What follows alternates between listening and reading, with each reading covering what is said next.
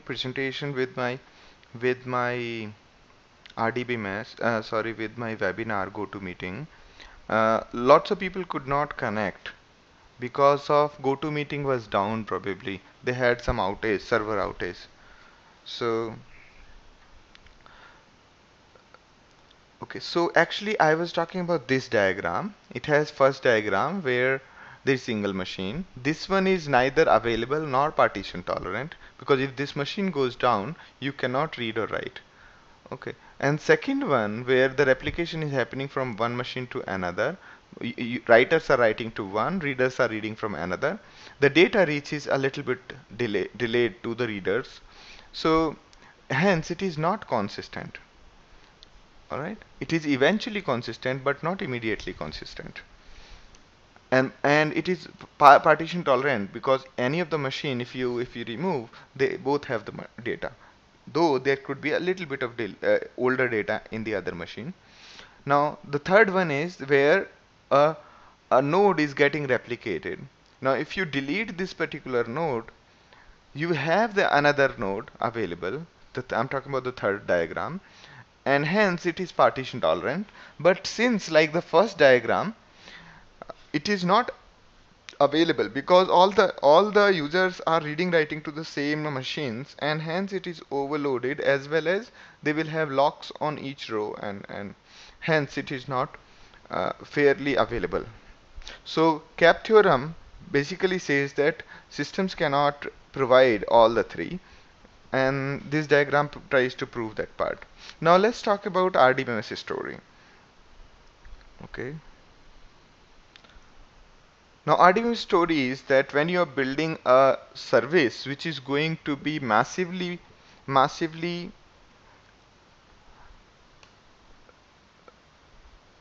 just a second,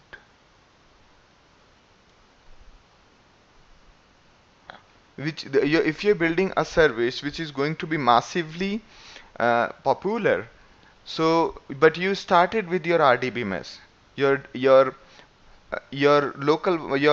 program is connecting to MySQL and then doing the work.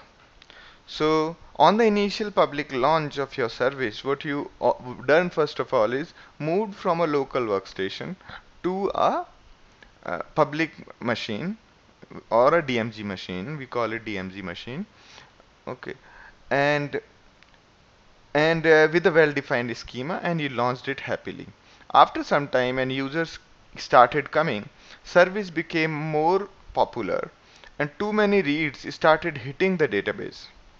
Okay, and so now you realize that hey, we can live without too much of real time data, and hence you added a memcached. Memcached is nothing but basically a caching solution, a network based caching solution, in which you whatever data you compute, you keep on pushing it to memcached and keep on expiring it. And that means it makes it very fast to serve the repeated requests. Okay, so that is memcached. Now, since memcached is having a little stale data, your reads are no longer strictly acid property, meaning they are not really following the acid property because people are still seeing the older data. Okay, and the cache data which is there in memcached has to expire, and the moment it expires, again you hit the bottleneck. Okay, so memcached did help you, and then after some time, when you have launched this kind of service, the more users start coming. We are talking about a service like Quora you are building, or somebody's mic is on. Okay, yeah. So you have built a service like Quora, all right, and and or say Stack Overflow, and these are the common problems those guys have faced by using MySQL or similar kind of solution. Now, service continues to grow in popularity. Too many writes are hitting the database. Okay. Now, you start scaling up MySQL vertically. by beefing up the server to 16 cores, then increasing the RAM to 128 GB, and so on. And then you keep on putting costly hard drives into place. Okay. And for some time you will survive happily. All right. And after some time, what will happen is new features increase query complexity. You start providing more and more, say, features, and user permissioning, user setting, this, that, and your query start becoming complex. Other than that, the users are anyway increasing. Okay. Now we have too many joins. So what we do is we start denormalizing data to reduce join. Now, at this point of time, we realize that that's not what we were told in the school. We are trying to denormalize the data, and ideally, data should be properly normalized. Okay, just because there are too many joins, we are denormalizing it. Okay, because our query is taking minutes to execute. Now, your server is still becoming more popular. Okay, so Bhagwat's question is, what does denormalize mean? So denormalize is a standard term from RDBMS, where, so the way we did so let's say you have classes and students, right? One way is that against each student we keep on putting the name of the class, okay, and the details of the class. Other ways, you define a separate table for classes, okay, which only defines classes and nothing else, and gives an individual identification to a class. And then student, we define a separate table called students, and then we define very clearly tell that this is the student, and these are the this table is only dedicated to students. Now we define a third table which basically connects these IDs of students and IDs of classes. Okay, it has only two columns: student ID, class ID, student ID, class ID, just to define which student is attending which class. All right. So who got disconnected? I think okay, Gaurav got disconnected. Okay. So which student? So what we did was, instead of putting the student name into the another table, we have just put the ID. So the information is only at a single place. Okay. This is called database normalization. Okay. Now since we have three tables, and every time we have to find out any details about student and the class, we need to join these three tables together. All right. And this becomes inefficient sometimes. So what you end up doing is, you start moving along with the ID, you start putting the name of the users into this other table where you have the mapping. Okay, so that you don't have to again do the join with the students database. All right. So this is denormalize means. Okay. So instead of to avoid the joins, what you are trying to do is what you are trying to do is, you are trying to duplicate the data. Okay. And right. Okay. So who else has a clarity? Who else doesn't have a clarity on denormalization? Quickly.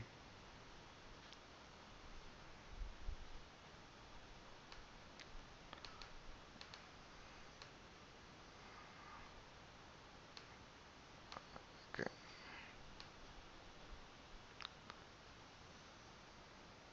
So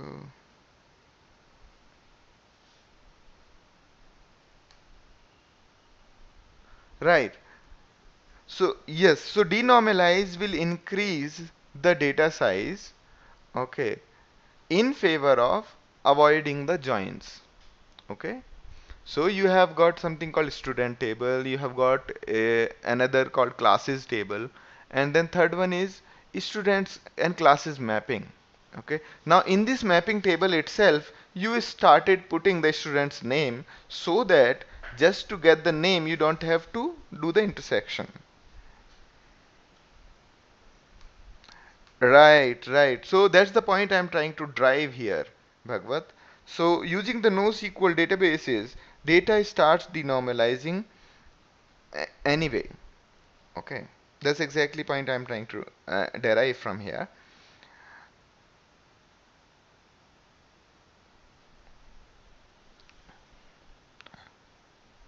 Now, even after denormalization, things are too slow and stop. So what we decide is, let's not do any server side computations.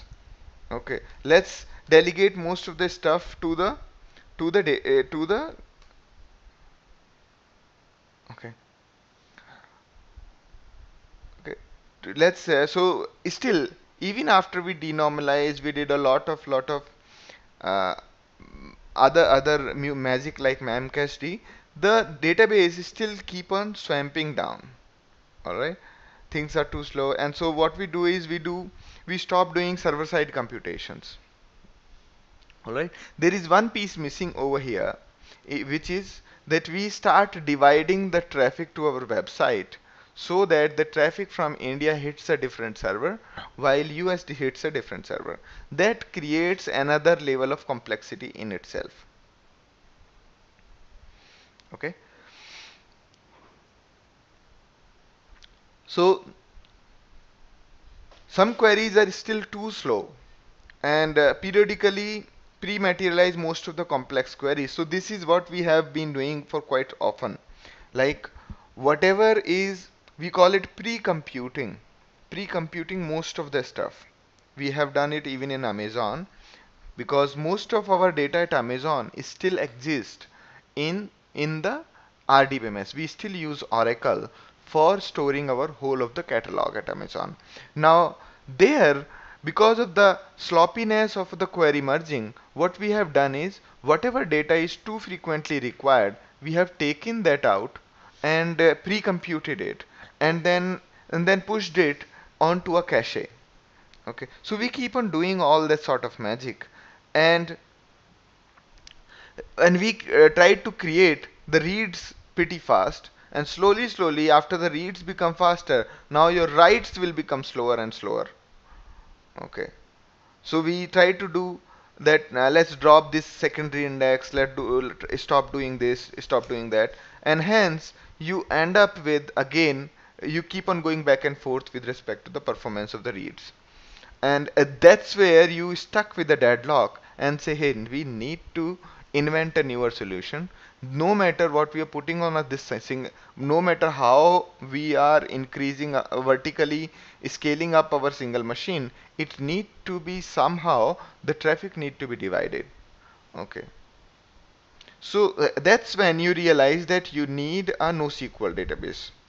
Now, problem with the NoSQL database, moving to a NoSQL database, is you will have to re-architect your solution. You will have to re-architect your solution. So what you end up doing is, let one team focus on just maintaining what it is right now. Let the other team build the newer application with the NoSQL database such as HBase. All right. So this is the classic case of a service like a Stack Overflow. Okay, and that's where you end up. So this is one example I wanted to give. First one was the reason like cap theorem, where single machine will not have anyway have this efficiency. So I described something like column oriented database. Okay, and these are the general properties of HBase. HBase is consistent and partition tolerant database, something on these lines. Okay, where the writes happen through one system and read happen through the anywhere. All right,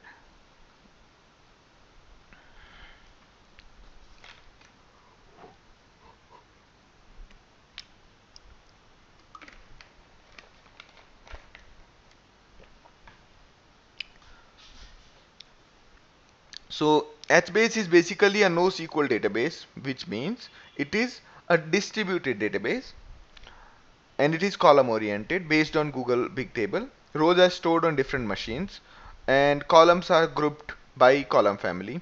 So the way it happens is that all the members of a column family will stay together while the other column families might get relocated to another place.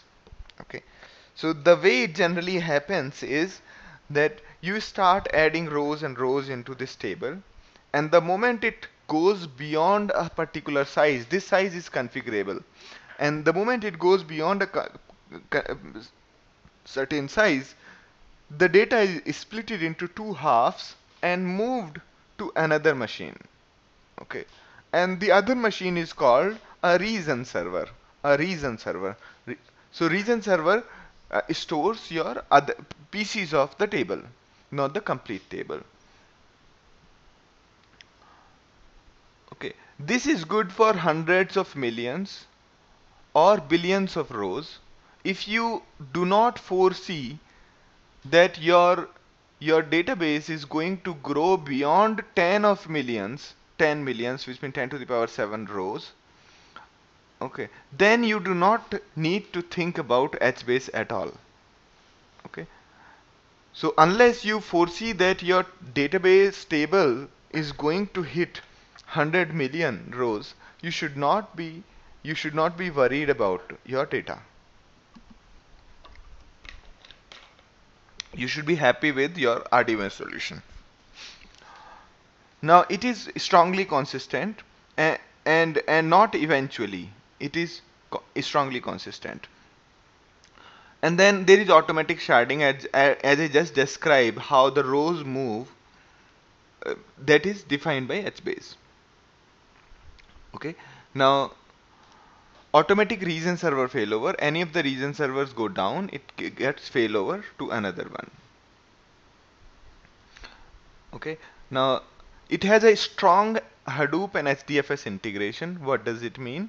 The data or the actual data files are stored on HDFS, and you can use MapReduce in the with the HBase libraries.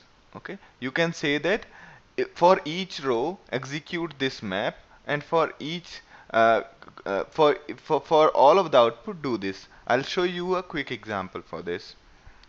All right. And the other characteristic of an HBase is it doesn't have real indexes. Okay, rows are stored sequentially on a machine. So, and similar is the as are the columns in of each column family. Okay, and therefore there are no issues of index bloat. I don't quite agree with it, because indexing is an important feature. If HBase is not able to provide it right away, it should not portray that indexing is not required. Okay, so though they portray it as a feature, but I do not quite agree with these kind of claims. Now insert performance is independent of table size. This is quite agreeable, meaning since it does not depend on the table size, because table is split onto multiple machines, and hence table is split into multiple machines, and hence the even if your table grows too high, your insert performance will remain same, because on the individual machine the chunk size is smaller. Okay, the only added complexity would be periodically, once in a while, there will be movement of rows from one table to for one region server to another region server. Okay, automatic partitioning, as I explained, as the database table grow, they will automatically split into the regions and distributed across all available nodes. Scale linearly and automatically with the new nodes. The moment you add a new node, automatically your cluster is going to get rebalanced. Okay, your cluster is going to get rebalanced, and the moment add a node pointed to the existing cluster, and then run the region server on this node, and the regions will automatically rebalance, and load will spread eventually and evenly. Okay. Now it can run on the commodity hardware. You don't have to buy $50,000 node. You can live with $1,000 node. Okay, happily with the $1,000 node. And because the even the I/O operations are going to get distributed, you don't have to the HBase will not be that I/O hungry. I/O, when as in reading, writing to the disk or to the network, and hence you would not require much costly hardware. Okay, because there at those nodes like server grade hardware, you need hard disk which run at a far more speed. Their RPMs are very high. Now fault tolerance, when we talk about, let me see. Okay,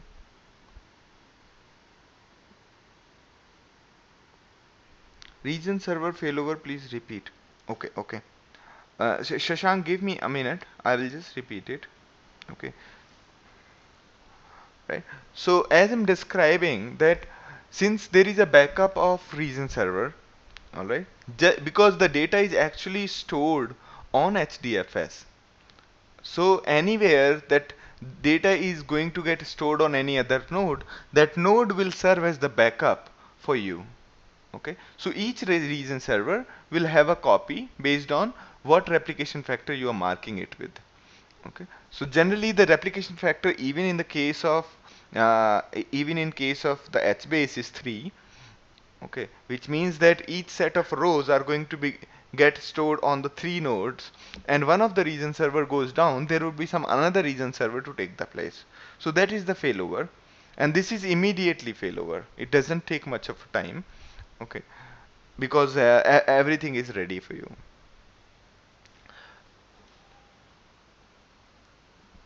So fault tolerance is lot of nodes, meaning each is insignificant, because you can delete one of the node, and then the failover will take over, and then whatever data is lost, it'll get replicated onto the newer node. Exactly the HDFS way of doing things. Okay. Now, batch processing, MapReduce integration allows you to do the fully parallel distributed job against your data with the locality awareness. Okay. Basically, if you think about HBase, so HBase is giving all the property of HDFS plus all the properties of HDFS, plus it is giving you a way to store the structured data, and also giving you a way to update a section of the file. If you remember HDFS discussion, the whole HDFS is append only. Okay, so effectively it is quite fast when you have to read or write the whole chunk, but if you have to update up only one byte or few bytes in a chunk, it is comparatively far more costlier, and to do that kind of job, an HBase is far better solution. Okay, HBase is far better solution when you have to do say few bytes change in this chunk, few bytes change in that chunk. In those cases, HDFS will not be much of a use to you. Now this is the general architecture of HBase. The general architecture of HBase is like this. You have an HBase. It has got an API. Okay. It has got an API, and then this is the end level which you will be interacting with HBase API, and you may be interacting with HBase via something like Hive. Okay, and HBase has got something called master database, and then master connects to all the region servers, and region servers store their data using write ahead log into the onto the HDFS, and master coordinates with region servers using something called zookeeper. So today we'll also talk about a huge system called zookeeper after this. Okay. So again, let me just describe a bit about regions. Let me check if you have any questions. So again, as Gaurav's question is, can you explain the locality awareness feature of the HBase, right? So this is what you're talking about, right? Here. So as I described to you that the data is going to be stored in HDFS anyway, or each portion of the table is going to be stored in different nodes. Okay, so you have got a huge table of 10 million rows. Okay, now you figured out that you need to execute your MapReduce job against a database table. Now you ask HBase, hey, I want to execute this particular MapReduce. Can you do it for me? Now HBase will uh, will delegate your task to various nodes, various different nodes, or you can say task trackers, and they will access the locally available rows on each of the region servers. Okay, as close as possible, as near as possible to the actual row set, okay, or actual region of the table. The map reduce job will be executed near the that particular region of your table. Okay, and hence this is very locality aware. All right, so hope I am able to answer Gaurav's question. Was I? Okay, great. Basically, regions are tables that are automatically partitioned horizontally into regions. Each region comprises a subset of table rows. A region is basically denoted by the table it belongs to, its first row, which is inclusive when we say row number 1, which is part of this, and the last row is exclusive, which means when we always say, we actually say that it's 1 to 10, which means 10th row is not there in this set. Okay. Initially, a table comprises a single region. So when you are adding data to the to a table up to a certain size, up to a configurable size, okay, the it will keep on adding onto the same table. Okay, it will be like a single node happily, just like your existing database. Now as the rows start expanding and the rows grow beyond a threshold, it is split into two halves. Okay, and the second half is moved to another server, and hence that there are now two region servers, and that as and when this data keeps on growing, these tables keep on splitting in itself. Okay, it is exactly like if you guys have studied something called B tree. B tree is exactly functions that way. B tree is the data B tree is the speak of your database, whereby it keeps on keeping everything into the memory and something into the file system, and the more and more and more and more keys and more nodes are being added, it starts dividing that into two. Okay, so similarly here also, as and when more and more rows are being added onto single machine, it splits into two and moves that second part elsewhere. And and and remember that as and when more rows are coming in, amortized cost of moving the data is quite low. Amortized cost of moving the data or the rows to another machine is quite low. Okay, because it is happening once in a while. Right, B-tree indexes, you are right, Sashank. Okay, now let me talk about locking. So the other question which we have with respect to any such kind of database, that are row updates atomic? Yes, answer is yes. No matter how many row columns constitute the row level transaction, even if there are hundreds of column families, the row updates are atomic. Okay, this keeps the locking model simple. Meaning, if you are updating a row and you are updating three columns in this, so everyone sees three values reflected together instead of in an inconsistent state.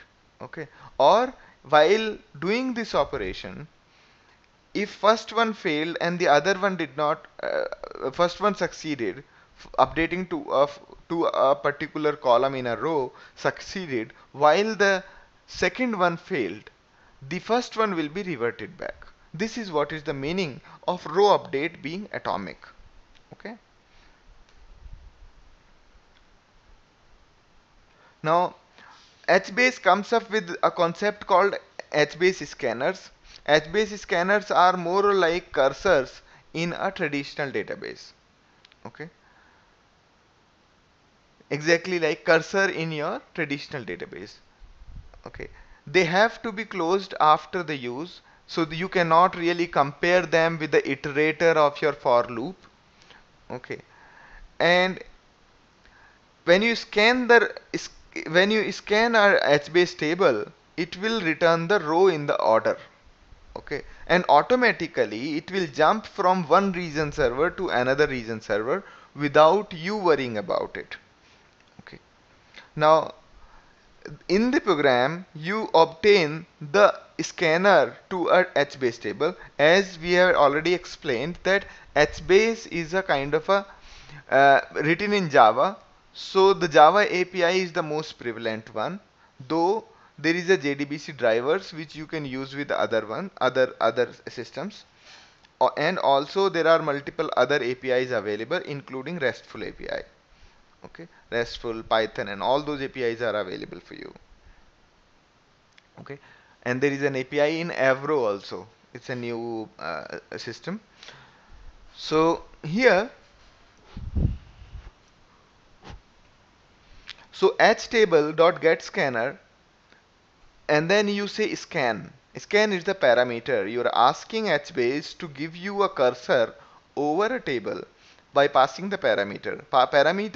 Scan parameter contains the row to start at and row to end at, and the columns to return, which columns to return, as well as optionally you can tell that which row filter you want to apply, which can contain the conditions on the row. So this will be a scan. It will not be index lookup. Okay, it will be a scan. Now when you say rs.next, it is going to go to the region server and bring the data.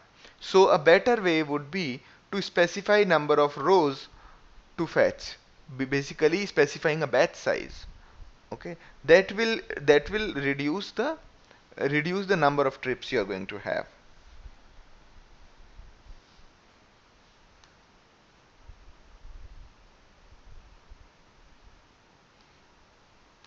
So HBase scanner are being handled by the client. The client library will help you doing all of this. Okay, now this is the diagram which looks good. Regions, there is master, which is storing the data in region servers, and region servers are storing the actual file into HDFS. And to do the great coordination amongst all these services, this master is using something called Zookeeper. Zookeeper is again a separate cluster which which is basically used for a very high throughput coordination. Okay, we will discuss Zookeeper in itself, because Zookeeper is in itself a big beast. Okay, now we have something called region server, which look like this. You have row number, from this to this goes to region server 1, and this goes to region server 2. And note that in a region server there could be multiple tables or multiple regions from the same table, as is evident from this one. Okay, and this is a typical code of how do you access and talk to the database using Java. I've just written for Java. So first you create an instance of HBase configuration, and then you you create an instance of HBase admin object. Then you create a HTable descriptor object. After that, you create a column descriptor for each column which you want to access. Here it's basically a representation of the table. This is basically a representation of the column family. Okay, uh, this basically HTD. If you see this here, this is your table descriptor. Table descriptor, you also add that family name, and then you say create a table. Okay, ask the admin to create a table. Now this will create a database table for you. Okay, this piece of code will create the database table for you. And here HBase configuration, when you say create, you can also add your special things like which host you want to connect to. Okay, by default it will create a local host for. So this configuration by default contains the server name as localhost, and then you use that configuration to create something called HBase admin, which will guide you to create tables. Now once the table is created, you can basically get the name, and then you can do other operations. Okay, you can do other operations like adding a row into the table. Okay, adding a row into the table. So you say table.put p1. P1 is nothing but a put call. Alright, so you define a put call over a row. Basically it's as simple as putting a data onto a HBase, basically into a hash table. So it is very simple. I will show you a command line which will make it far more simpler. It is just that this Java API is unnecessarily complex. Okay, now if you are using Java, you can write your mapper reducer code. You define your mapper, okay, by this way, and then here it's basically doing nothing but counting the values in a row. Okay, so here I've defined a function called map. It is taking that value and then printing value comma 1, value tab 1, value tab 1 on of that particular column. Okay, and in the reducer it is basically iterating over the same value and adding those. It is equivalent to our word count program. So Bhagwat's question is this correct understanding? In the last diagram, region server may have its data on many HDFS node. Is it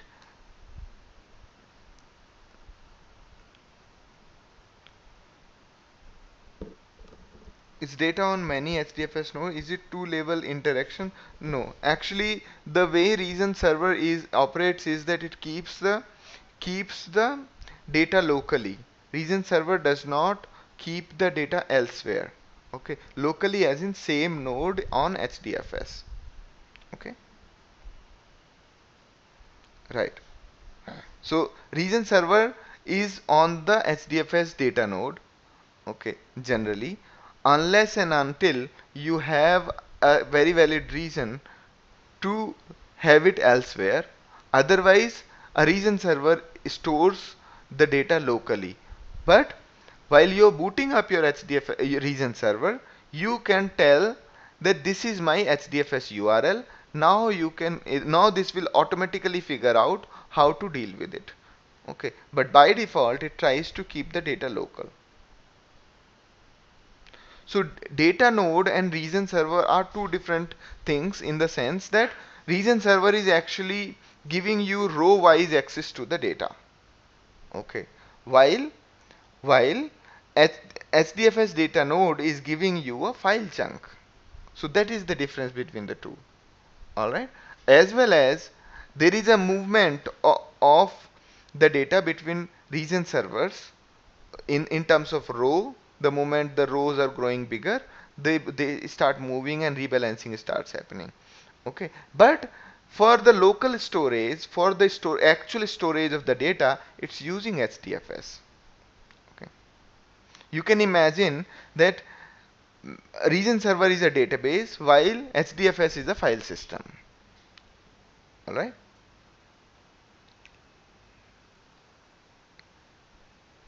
So this is how you define your map reduce. Similar to our word map, where we are iterating over the values and then summing up all the values.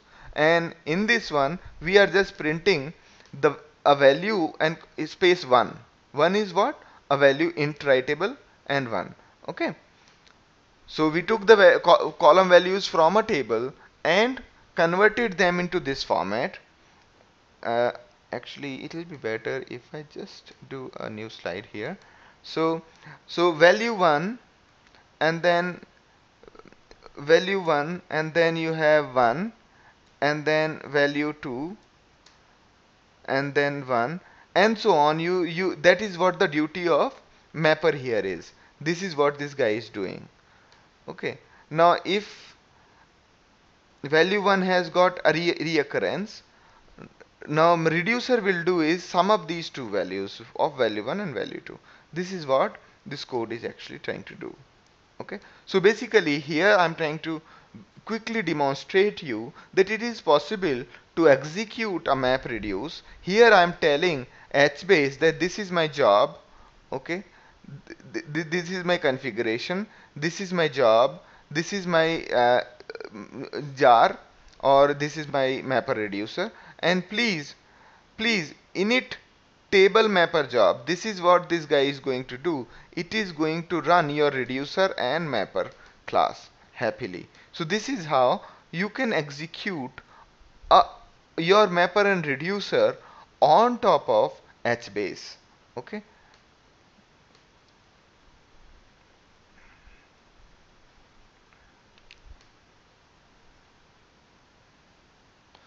So okay, now the other part aspect, the other way we just demonstrated how can you use Java to access HBase.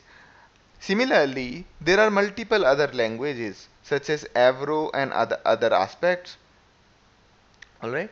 So and here it is just a very quick example of how do you demonstrate, how do you access your HBase using the REST interface. What exactly is the REST interface? A REST interface is something which is based on a URL scheme. Okay, similar to basically the complete state of the request is specified in the URL itself, and you can basically access it using HTTP protocol. It is completely stateless. Okay, so you request the data, it gives out the data, and this is the standard definition of a URL.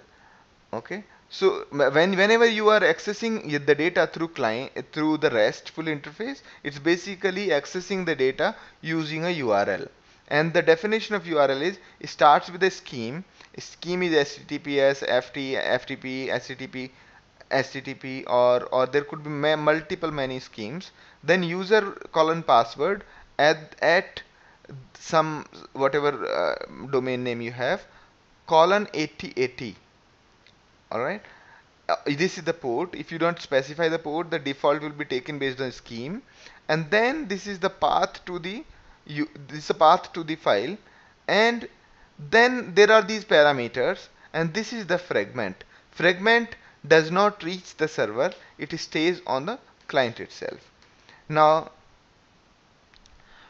when so the way you access, the way you execute a get is using this kind of syntax. So you say, first of all, you say, I mean, I'll actually type in an example here. So when you have to get a value from a table, what will you write? So let's say localhost and the port is that 8080, let's assume. Okay, so but before that you will have to start hbase daemon.sh. Okay, only then it will be available. Okay, hbase daemon start rest, and then you say your table name, my table. Okay, then followed by row 1. Okay, and this is rest of it is optional, and in case you want to specify your column 1, basically here your column family 1 and then column name. Okay, this is how you will access your data. This is the way you will access the data, and the way the put will happen is, example of a put is this, where you specify your host name, port name, then table name and row name, then column family, column name, and then you put a question mark, put a question mark, and then you put a yeah, then you can basically put a value over here. All right. No, this is wrong actually. Yeah. So you can put I think v equal I think value equals something. So this is actually wrong. Let me open it. I think they have done a mistake. Okay. So basically this way I will do that later, maybe in other time. Okay. So we can say 1 2 3, and then the value will be saved. Okay. So this way you can access the from the UI. Okay. And so these are the general features and general architecture of an H-based system, H-based database. Now H-base can be accessed from multiple location, multiple ways. So Bhagavat has got a question.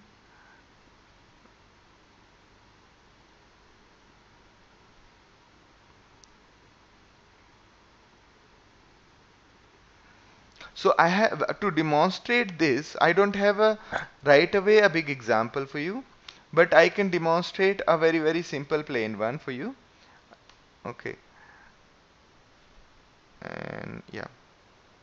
The other features of an HBase is Bloom filter. Bloom filter in basically helps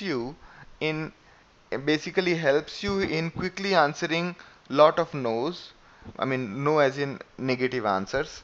So it gives the negative answer correct quickly, but positive answer it will have to take some time. Okay.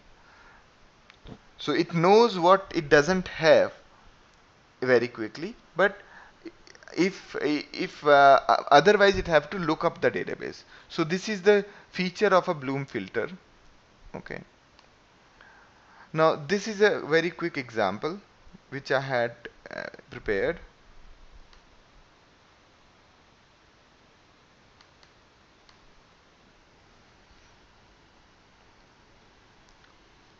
So there is a change to install and configure Hadoop on Linux. What's your I do not get, Shashank, can you just repeat? I think. Okay, so I've okay. Right. So what I'll do is anybody else interested in installing Hadoop by himself?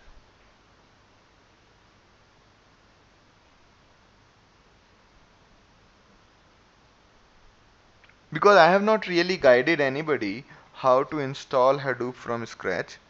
Okay. If anybody wants, let me know. I can help him out, and I can we basically I'll the way we had set up in MongoDB a lab.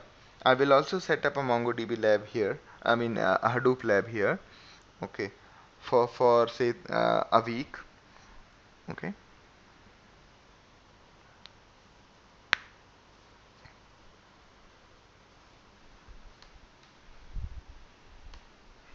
Okay, so what I'll do is I will basically send you more instructions on how to install Hadoop on a single node, and probably a better way would be to have a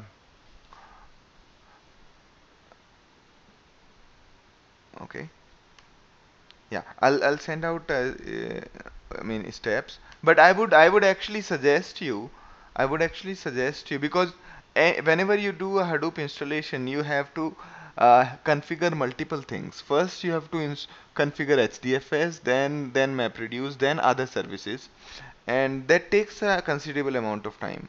So if you want to try locally, have you tried Hortonworks?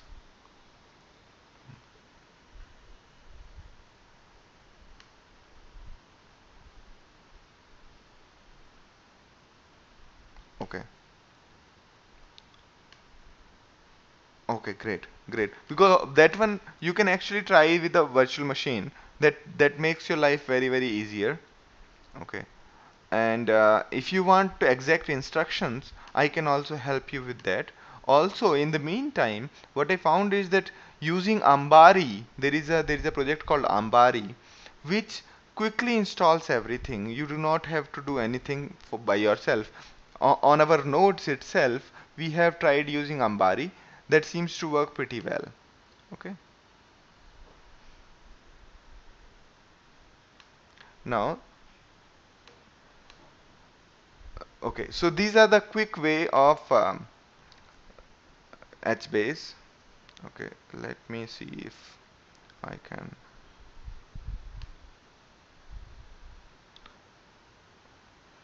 All right. Now, okay. So these are the steps we followed last time to create the table, to create all of this. And let me see if it is working. HBase shell. So here I forgot to put something called HBase shell. Okay. This will open up the command shell. Okay. And then I say status.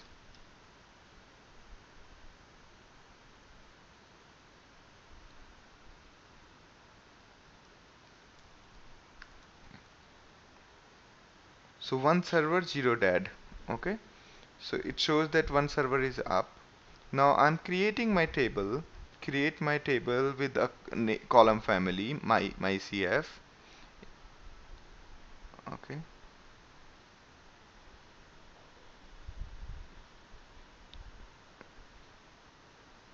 Oh, okay. Okay. So basically, this guy is not allowing me to do HBase shell. Is it working?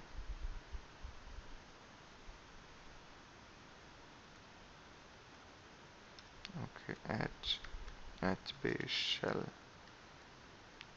Let me share the screen also now. Okay.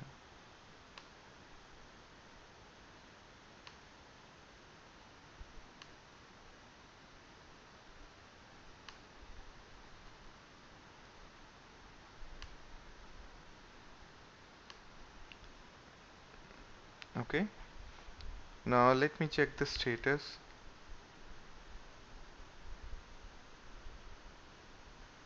So you type HBase shell to get this prompt.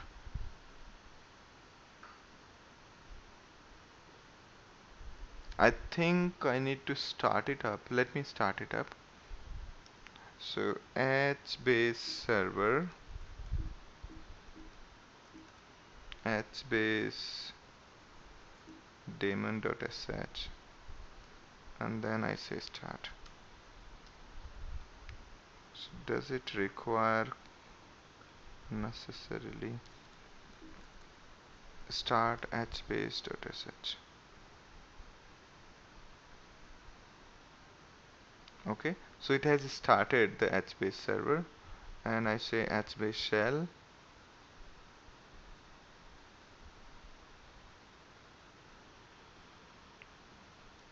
Let it boot up, let it boot up.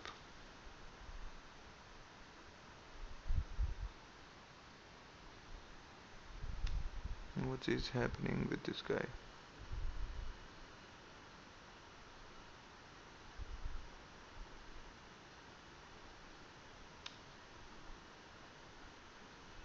Looks like my machine is really gone slow. Now if I say status,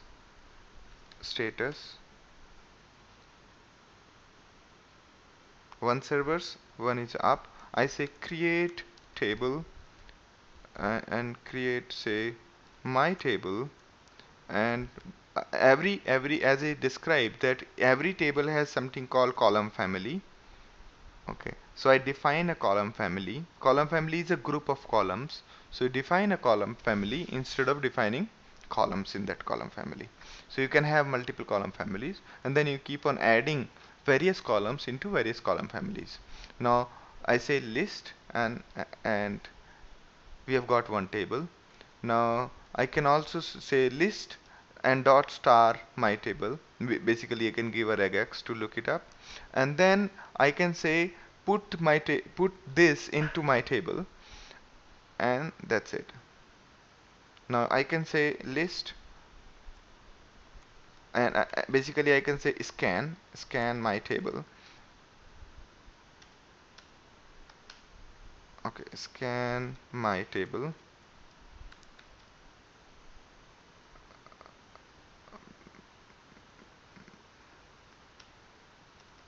No, I think, yeah. So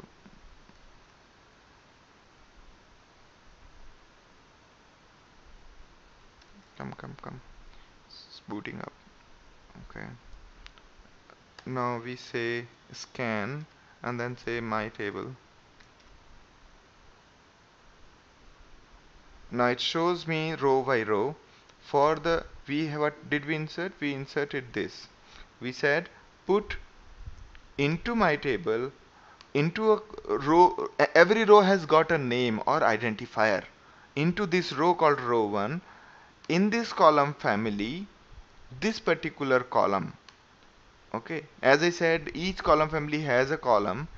Okay, and we had defined a column family called myCF, and then we said put this value, and here you can see into this table when we said scan this table, it's like select star from this table. In this row 1 we have got a column called myCF dot column 1, and the value is 1 2 3 4. Okay, and every column has got a timestamp also. So every cell in this whole table of HBase is versioned. Okay, versioned, which means that there is a history of values into a table, and I can say here like this. And now if you see that the timestamp has changed and the value is also different, and if I want, I can actually access the older values as well. Alright, this helps in coordination a lot. Okay, so it helps in a coordination a lot. We can say that we want an older timestamp one instead of the newer one. Okay, and we can also say get my table and row is this way. Okay, it gets exited every time it sees my the code is wrong because this is all automatically become a, so let me just fix it. Okay, so I say get my table and then get me this value.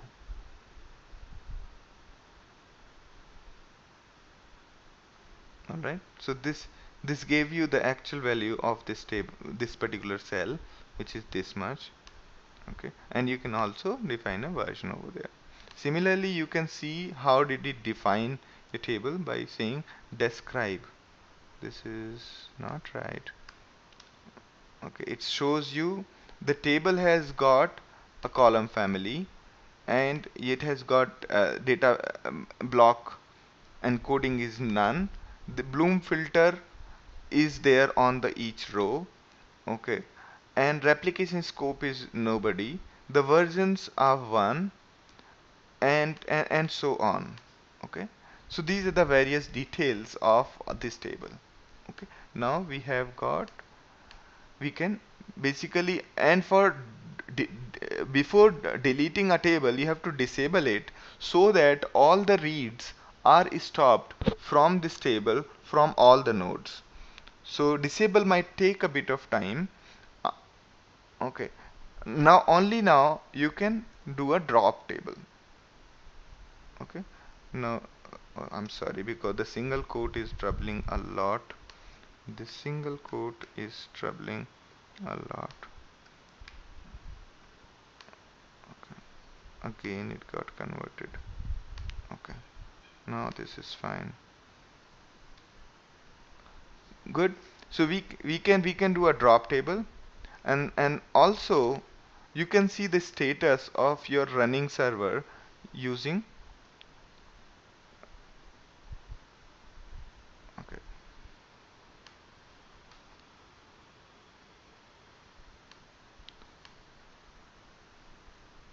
Okay. And if you open this URL in your browser, you can see the status of HBase. Okay, what is going on there for more details. Okay, so this is pretty much about HBase. Okay, this is pretty much about HBase, and I have covered it last time also. I would like to go ahead with the something called something called Zookeeper today. Okay,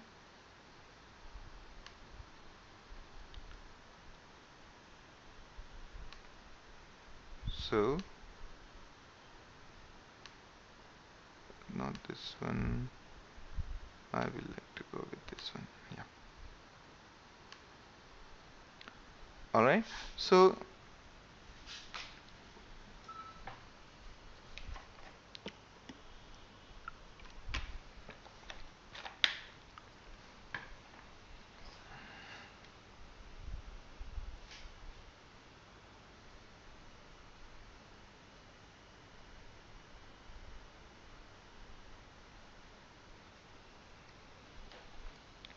great, great. Thank you, Anto. So that URL is actually good. I think I have also put in the first session 1 installation instructions. That is the URL available, I think, there also. And yeah, thank you for putting it again. So you can use that one also. And in the meantime, yeah, we'll check with the Hadoop servers. Okay. Now let's talk about Zookeeper. As we saw earlier, HBase has something called a master and the region servers. Region servers are the servers which are actually storing the data in parallel with the whole paradigm of master slave in case of HDFS as well as MapReduce. So similarly, there is HBase where the master delegates all the work to the region servers, and region servers store and do the retrieval of the each rows. Okay, so read and write is taken care by the region servers. I mean, basically writes are taken care by the central one, as well as reads before happening they ask the master and then go ahead. Now how does the coordination between such high throughput system happen? Okay, to have such a high coordination, as in which all machines are coming up, which all are going down, which one to talk to, which are basically, when you have say hundreds of machines, then you require a coordination system, a coordinator. And I mean, the thing which I'm trying to explain is basically this. Okay, you have got lots of servers, you have got lots of clients. Okay, on the right hand side you can see there are lots of clients. Now these clients want to access the servers, and these servers are highly available servers. And so which one do they connect to, which one should they talk to? So such coordinations are very difficult to do, meaning, say, there are 5 machines right now, out of which fourth one went dead. How does the client figure out that the fourth one is dead? Or 10 more machine came up. How does the clients get to know about that? And this should happen really in a very fast manner. Okay, so this kind of requirement is very common when you are dealing with the big data. And 90% of your job, if you are doing a load balancing, kind of job, most of it will be basically, if you have a good zookeeper running who can do the load balancing for you, this will be good to go. Okay. And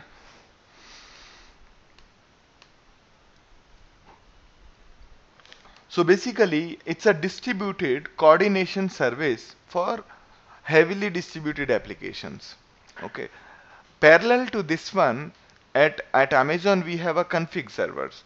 Config servers duty is to have a synchronized versioned hash table of configuration values, key value pairs available in a very consistent and heavily synchronized manner, which means no two people should be able to write to it, and all those kind of make it heavily available. So everywhere in the whole website, whenever I need a config value, it makes a call to the config server. So that kind of job is being done by the zookeeper. Okay. Remember that although HBase is heavily available, and all that, we will create a differentiation between HBase and zookeeper. Zookeeper is Zookeeper's primary focus is heavily available service with very small data storage and heavily synchronized. Okay, that is the role of a zookeeper. That is the role of a zookeeper.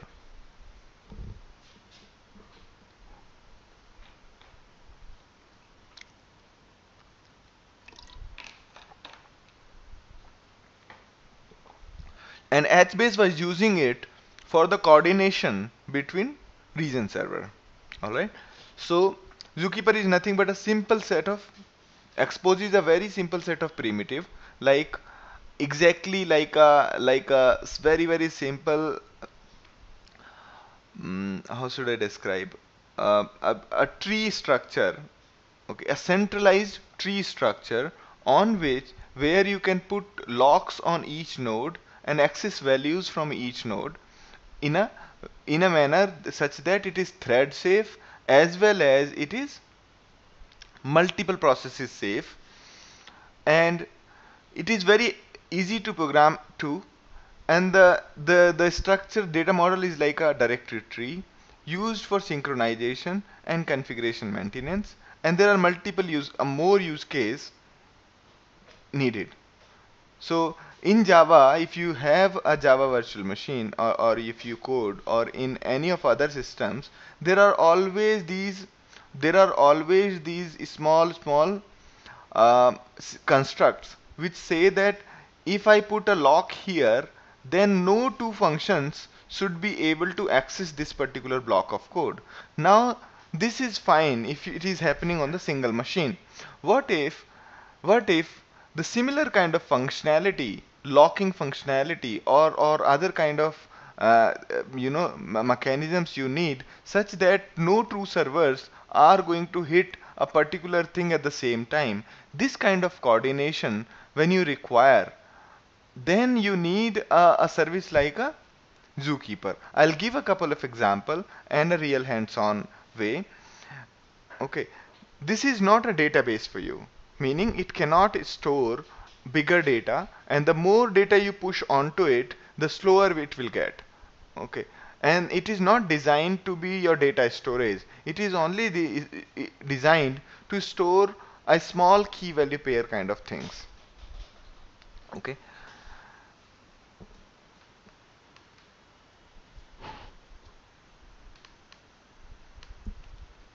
and it does not have any race conditions and any deadlock kind of scenarios. Okay, these are the basic reason why it was actually created, to avoid, to defend against any race condition or deadlocks. Race condition is when two programs are racing against each other for locking a particular resource, then that is when we call that we have got a race condition in our code. And this is quite frequent when two programs are trying to race against each other and hence corrupt the data.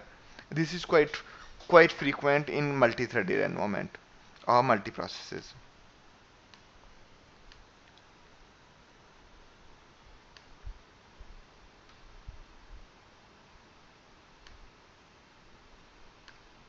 Yes, actually it is that way.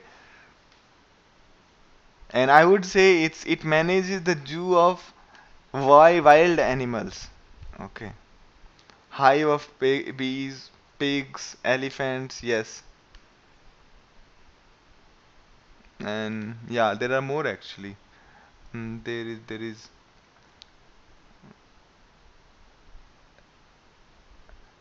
okay. Yeah, yeah.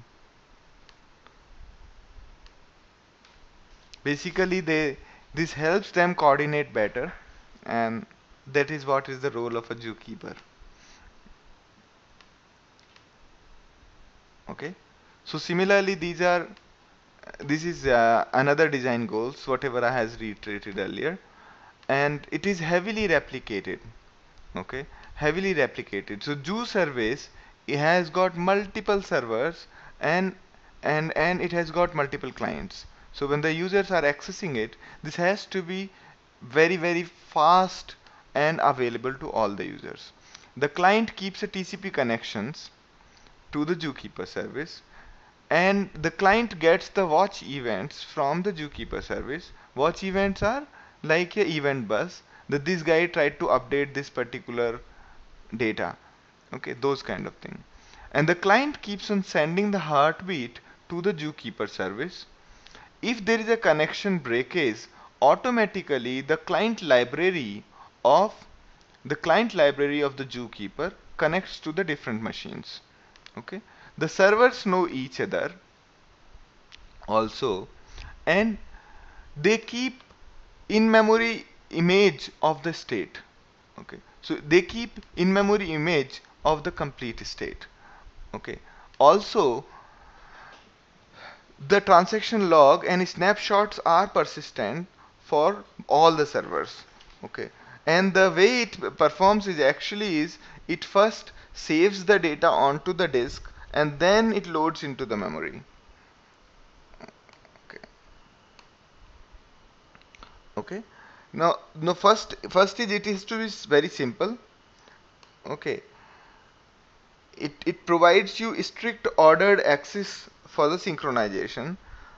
There is no single point of failure because similar to MongoDB, it has also the election. Okay, and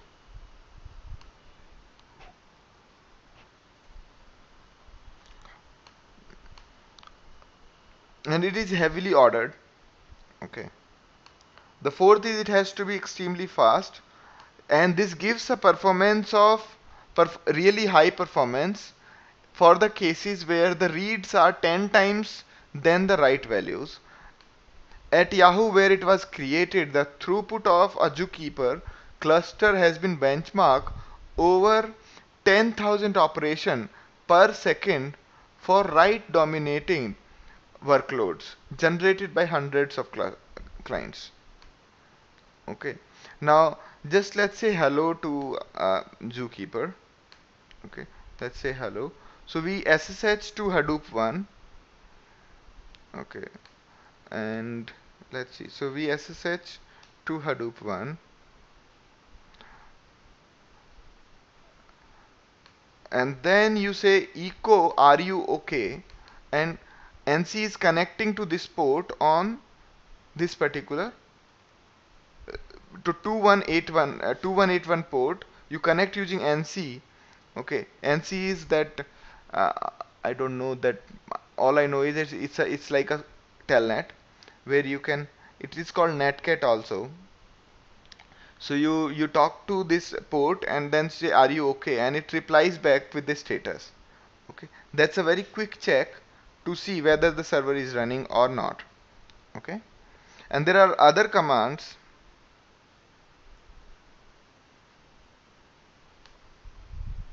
Okay, I'm not actually going to the command prompt right now. Okay, so you say are you okay to the server, and in return it tells you I'm okay. Okay, I can actually, then I'll have to switch back, don't worry. Okay, and here you go. So I'm connecting to Hadoop 1.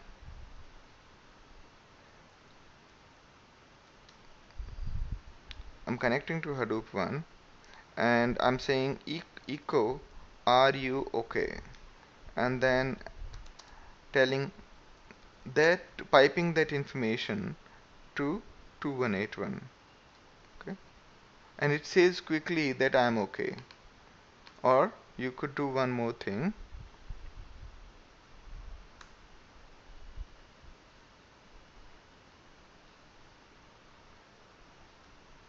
You can connect to,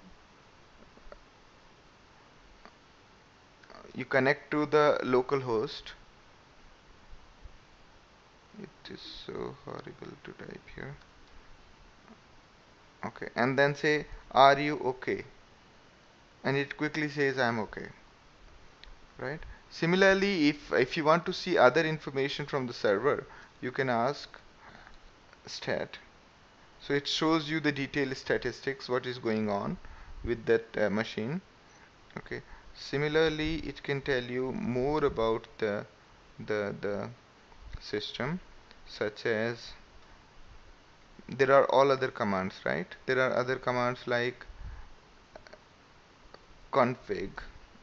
Okay, so it shows you the complete config. So these are the administration commands. Okay, and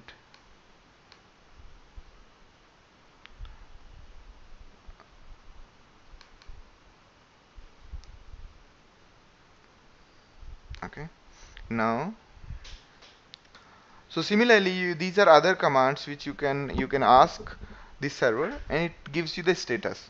These are basically for the quickly checking the statistics or the state of your server. Okay, so first one is, are you okay? Then second is conf, it gives the server configuration. Environment, it gives you the version numbers and other information. Now it's a basically it's very easy to start if you are setting it up on a single node. You can just download the releases and extract it, and then say zk server.start, and it will start on that particular node. But if you are starting up multiple nodes, then you will have to inform each other server about each other, and then it can boot up very nicely. Now there is something called a data model. Okay, now this is important because when we are saving some data into Zookeeper, in what format does it go? It looks like a file system, but it is little bit different. Okay, so when you think of this basically Zookeeper, you think of a very highly available file system which can store only MBs of data. Okay, and the role of this file system is to provide a way to to provide a way for coordination. Okay, so every node can have a children. When you store a data, you create a node. So by default slash is created, the topmost node is by default created. Slash ju, if you want to create, you create that one. The other process can create slash ju slash duck, you can also create that, and then you keep on creating this data. Okay, if you want to directly create slash ju slash cow as the key, then it's not possible. You'll have to first create slash ju. Okay, now I mean, the very question which will keep on coming to your mind is, what is so big deal about it? Okay, as we go ahead, we will be able to see the more use cases of this kind of mechanism. Okay, so each, and these are nodes, slash ju duck are all called Z nodes. Okay, zookeeper nodes. So Z node has got, can have children, can have data on top of it. Okay, data can be of any form in terms of bytes. And Z nodes, not Jones, it is Z nodes, I'm sorry. It is Z nodes form a hierarchical namespace. Z node has access control list. Access control list as in who can access what. Okay, similar to any other system which is authentication, you can define an authentication, and then, but unlike the file system, this is not valid. Okay, in file system, this is equivalent of this one. Is my cursor visible to you? Is my cursor visible? When I move my cursor, is it visible to you here? So this is not equal to this one, like in the file system, and also neither is this. Okay, this is basically, these are all invalid names. Similarly, is this is the invalid name. Okay, and since the whole job of this guy, the zookeeper, is to create these nodes, add value to it, for the coordination, between various processes. It does not provide you append partial value to the node. Okay, so let me again reiterate. The whole structure is in the form of G nodes. Okay, G nodes, each G node has a name, a path. Basically, this is the path. Okay, and it has got a appended value which is not visible in the diagram. Okay, every node has got appended value. Okay, and this value is, you always do a set or get operation on that value. I will show you further.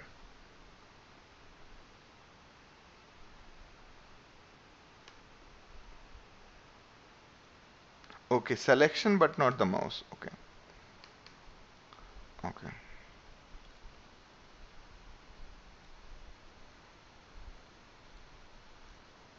okay. So I'll make sure that I do the selection. Okay,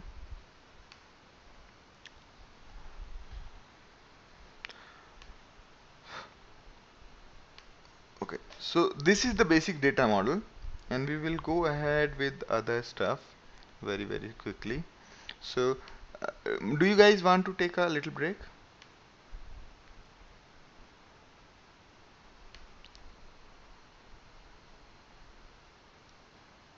Okay,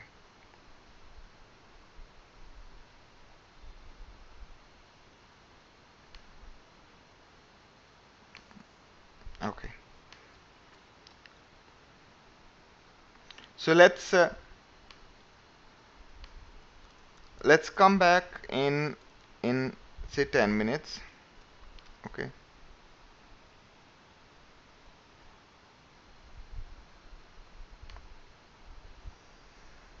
okay.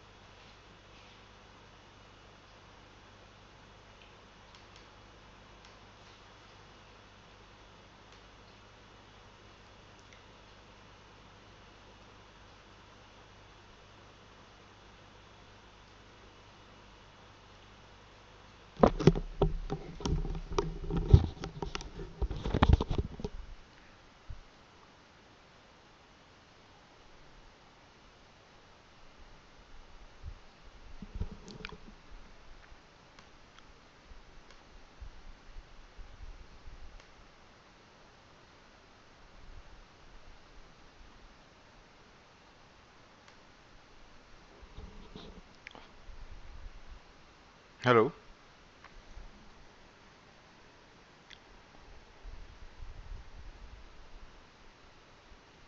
Hi guys, I'm back.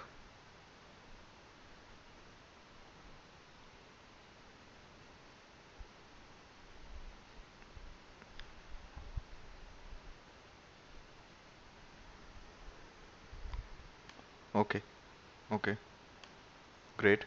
So let Bhagvat also come. I think he has gone somewhere.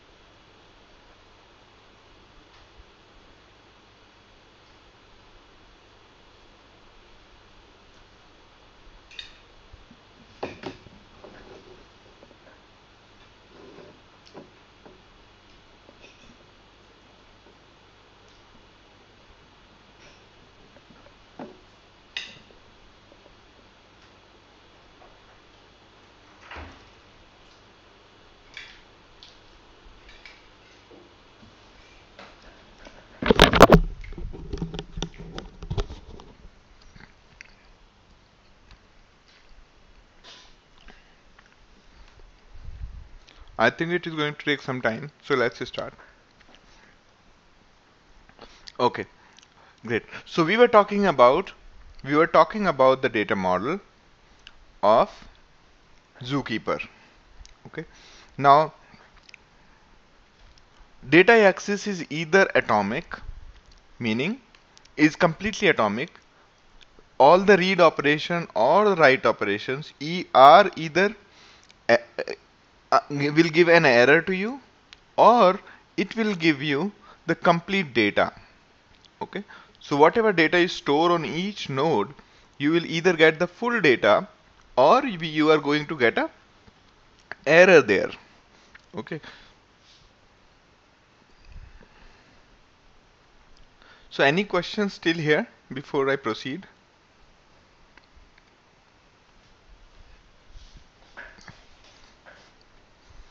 Gaurav, Hari, Kalyan, Suksavat.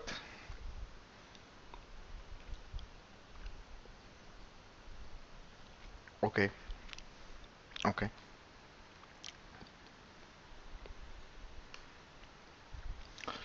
Now there is another kind of node called ephemeral node. Okay. The quality of an ephemeral node is the moment the user logs out or the user gets disconnected, ephemeral node disappears automatically from the system. Okay. So when the user is another, say there are 100 servers who create a G node corresponding to each one of those. If any of the server is down, its node, this ephemeral node they created will disappear. So any data, if you are creating a node, if you are connecting to Zookeeper and then creating a node and marking it ephemeral, then automatically that node will get deleted the moment you disconnect. And how does it work? We will come back to that detail again. So, and the other quality of the ephemeral nodes is that it cannot have children, or not even the ephemeral childrens. Okay, because because because when you are deleting a node which has childrens, it does not let you delete it, which means ephemeral node will have to get deleted automatically, and hence it does not make any sense to have an ephemeral node having the children.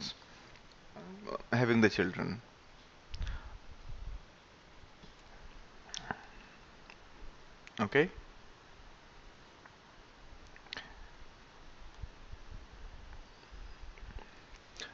and these are tied to the client session but are visible to everybody.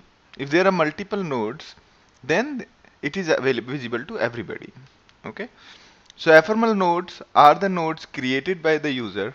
So these all nodes where you see, all you see is these nodes, right? So basically it's nothing but nodes or the files created by the all the clients onto the zookeeper. So they connect, they say create slash zoo slash duck slash this slash that, and that's it. If while after connecting, if they and they can also see like ls slash zoo, they can also see what is there inside under zoo. Okay, exactly like a file system. The only difference is in case of file system there are files and directories. The only directories can have further directories. So and here there is no such concept of difference between directories and files. It's all the same. Okay, so you can think of it as like directories only. The whole thing is directories only, or you can think of it as files only, but files can have further files inside it. Okay, so it is like that, or you can even think of it as a classic case of data structure called tree. All right, and there are another kind of node which are by default created. If you don't specify at ephemeral, then they are persistent. They remain until they are deleted by some user. Okay, and there are another kind of, so there are basically one kind of node called persistent, the default node. Then there is a variation called ephemeral node. Then third kind of node is there called sequential. What is sequential node? Sequential node is nothing but automatically when you create a node, a number will be appended to it. Okay, so here when we say create minus s slash zoo, it will create that particular node, but it will be sequentially, which minus s means sequentially, which means a unique number will be appended after whatever name you give.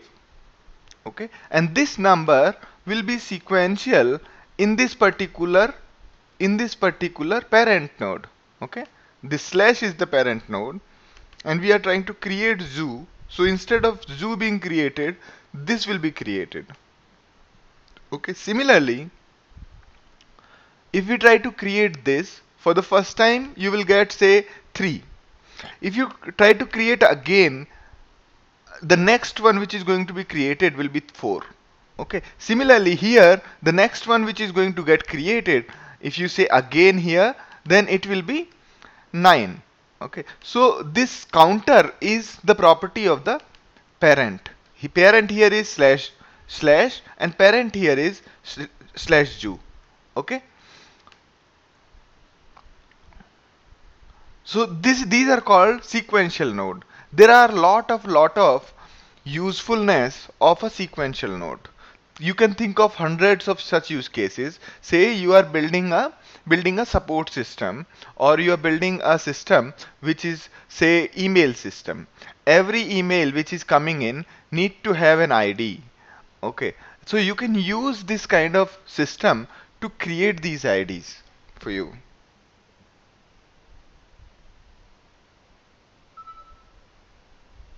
Okay,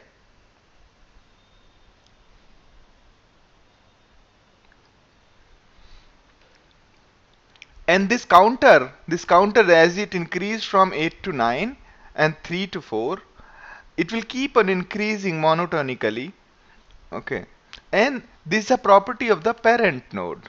Okay, so if you are creating something called xyz under this, let's say we say here instead of zoo we say xyz, and still then it will be this one. Okay, so this is the property of a sequential node. These are quite useful when you are trying to create some say an ID. Okay, and these are returned by the server to you quickly, saying that instead of this name, this is what was created. Alright. Now, like for example, you are building a support service which is going to cater to millions of users parallelly. You can use, just for creating the ID, you can use this guy. I mean, you can use our zookeeper for just for that purpose, okay, to create the next ID for you. And making sure that even if hundreds of machines are running your issue tracking system or support server, they do not create non-unique ID. This will ensure that this central ID is unique all across. Okay. Now let's think about this one. Okay, this is fine. And the way we had just done here, create. Okay, other than create, there are something called watches. Okay, so when you, when you are saying get this particular node for me, you can also define a watch on that. In case that is not created, you will get a callback from server the moment any activity happens on that particular node. Okay, so these are the watches, meaning you can get notified whenever a key is changing, a node is changing, or a value be getting edited. So those kind of things you will get notified with. Now these notification are not for multiple times. You will get only once notification, and then in case you want more notification, you can re-register. Okay, you can re-register those on that particular node.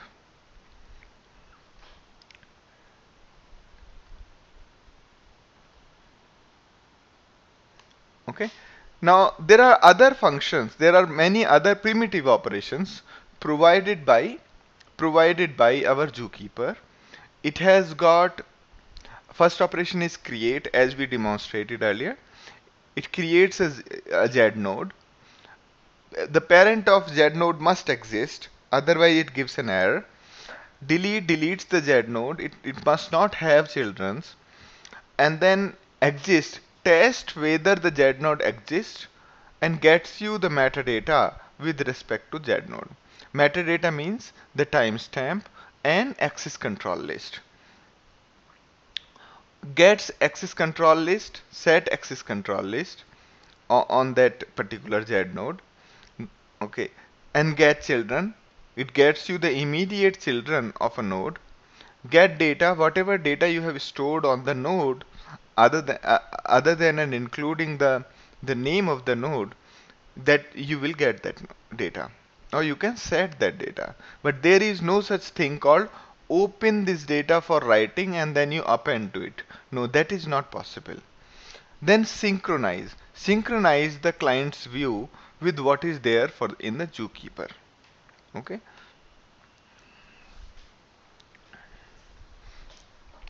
now we have got something called,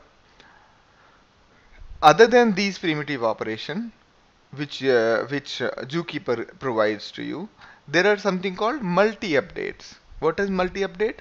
Multi-update essentially batches together multiple operations such that either all of these operations fail or succeed in its entirety. Okay, you should not see a circumstance where some of the operations fail and some of the operations succeed. Okay, say you want to create a node and delete another node, and you should be able to delete the another node only if the first creation is successful, and you should be able to create the first node only if the second one is also successful. Okay, in such circumstances it is important to have the transaction kind of model. Okay, say for example you have got a tree. Okay, you have got a tree and you have got an edge between these two nodes from zoo to somewhere. So we have added a metadata defining the name of the other node and back and forth both the places. Now if you are deleting an edge, deleting edge between the two nodes, which means you will have to update both of the nodes in Zookeeper. And to do that safely, you will have to use multi operation. Okay. So multi operations is like your transaction in your database. You start a transaction and then batch together multiple operations. Either all fail or all succeed. And and it is possible to implement transaction using this kind of construct. And nobody else observes the inconsistency as in, say in an operation, first you will be adding something, then you will be deleting. So nobody else observes the half data, as in the data changed due to only the first operation or only first few operations rather than the all of it. Okay, they all see either the data before application of all of these operations or after this, nothing in between.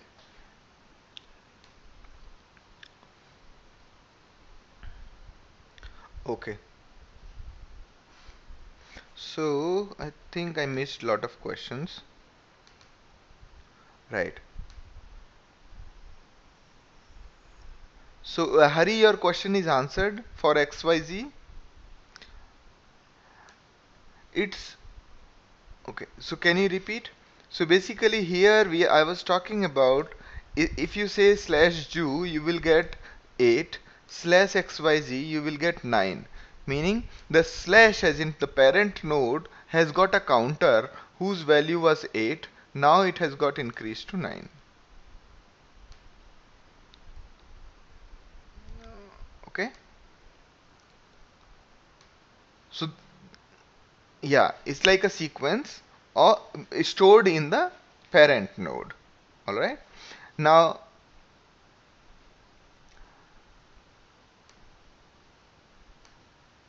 let me understand Shashank's question. Is node or Z node is type of no? Okay, okay. I'll come back to your question. Basically, the G node is nothing but the name. We call it G node. The no Each node is called, instead of calling it simply node, it's called G node. And metadata is various kinds of, like time stamp and other metadata. And there is something called value.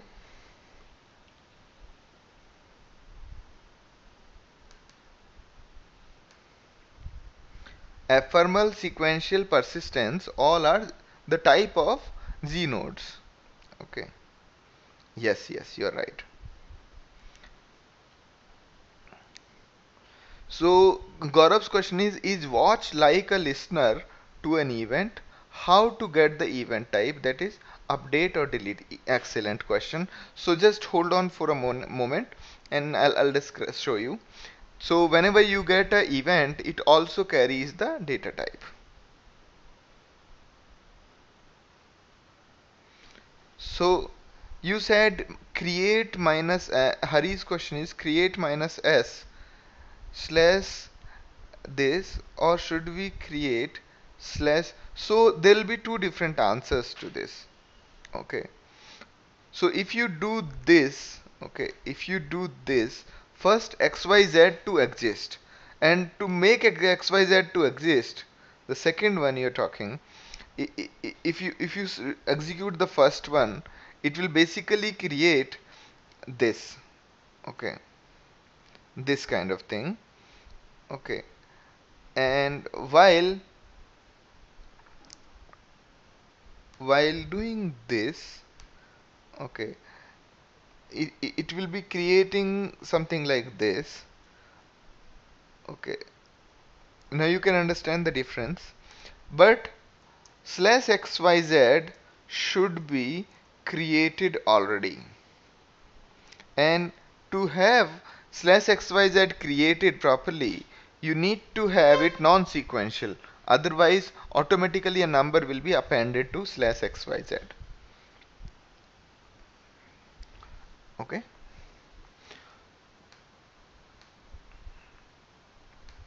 All right. it is little too theoretical, so stay with us and don't go off to sleep. And yeah,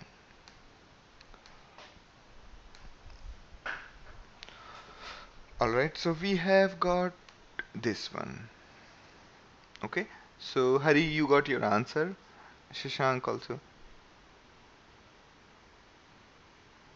So great. Bhagavad is saying that he's getting the use of all of this. Could you just cite an example for me? It'll be great if you cite an example.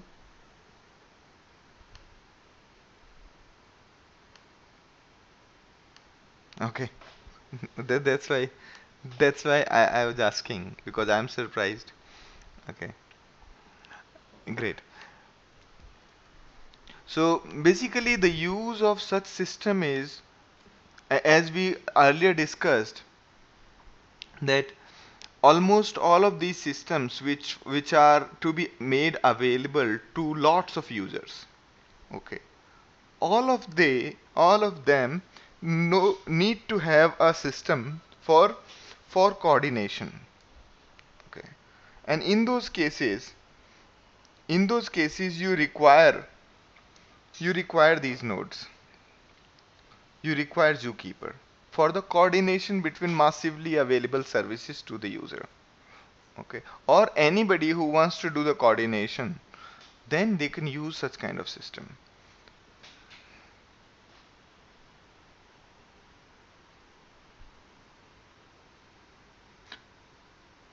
I'm little lost with what are we doing setting up nodes. What is Hadoop or Mongoose do the same thing? Okay. How should I describe? So see, none of these services can provide you really great quick way of coordination. MongoDB does. MongoDB does to some extent. Okay. But it's little, I mean, the sole objective of MongoDB is not to provide you coordination as in lightweight data access across, I mean, giving a heavy throughput. Okay, think of this way.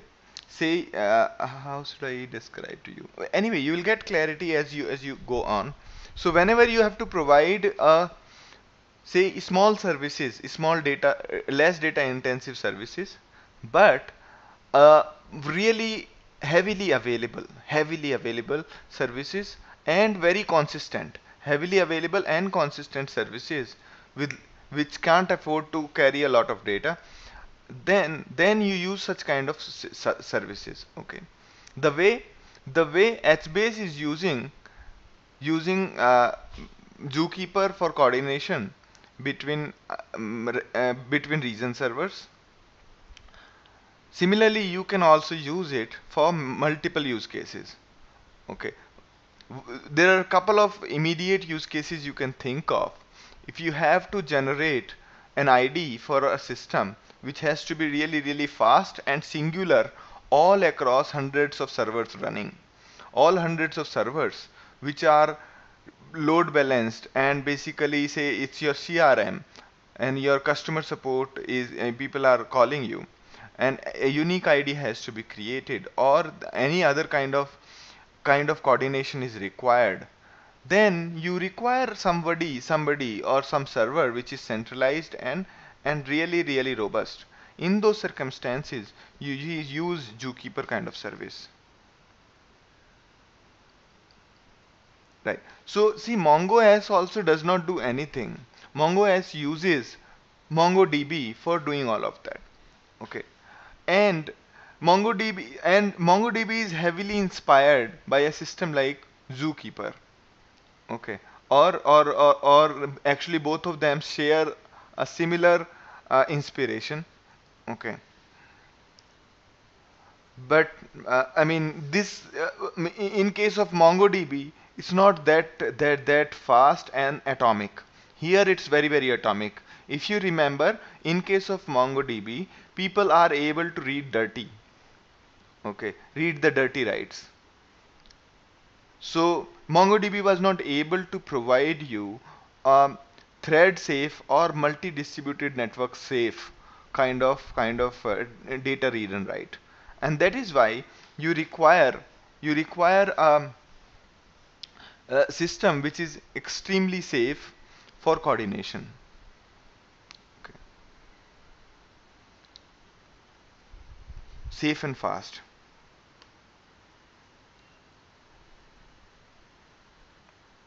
All right. So there are two core APIs of Zookeeper. First one is in Java and other one is in C. And there are various contributed modules in available in the open source in GitHub, and and they are like in Perl, Python, and then REST also, and command line also is there. And for each of the library, you have two models. One is synchronized and other is asynchronous. Okay, so one is synchronous, other is asynchronous. Asynchronous is what? You called a function.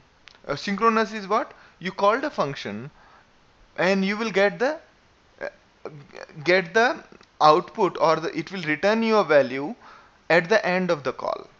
Okay, so it will keep you waiting until it returns you the results. That is the definition of a synchronous function call. While asynchronous is very different. In case of asynchronous, you make a call, and then hand over the handler to it. That once you are done, just inform this, call this function, and whenever you are done with it. So that becomes completely unsynchronous, which means your call will quickly end here when you are using the second way. When you are using the second way, the call will immediately finish, but the result will come later on by the way of a callback. Okay, you have this callback.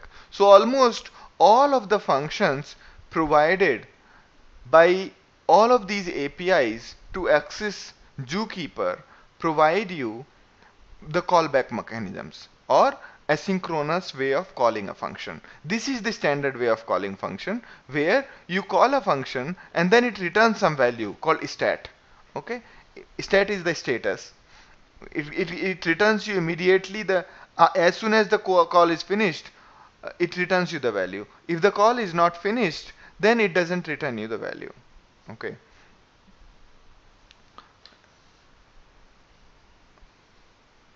Alright, so this is what happens.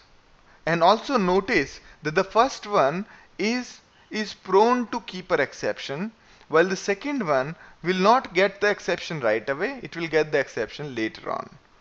Alright, so this is the way it happens generally. So a function like exist checks whether a particular node is existing. If it is not existing, or if it is existing, you put a watch on this. So if it is not existing, it will give you a call whenever the node is created. Okay, and if it is existing and it changes, then you will get an watch event.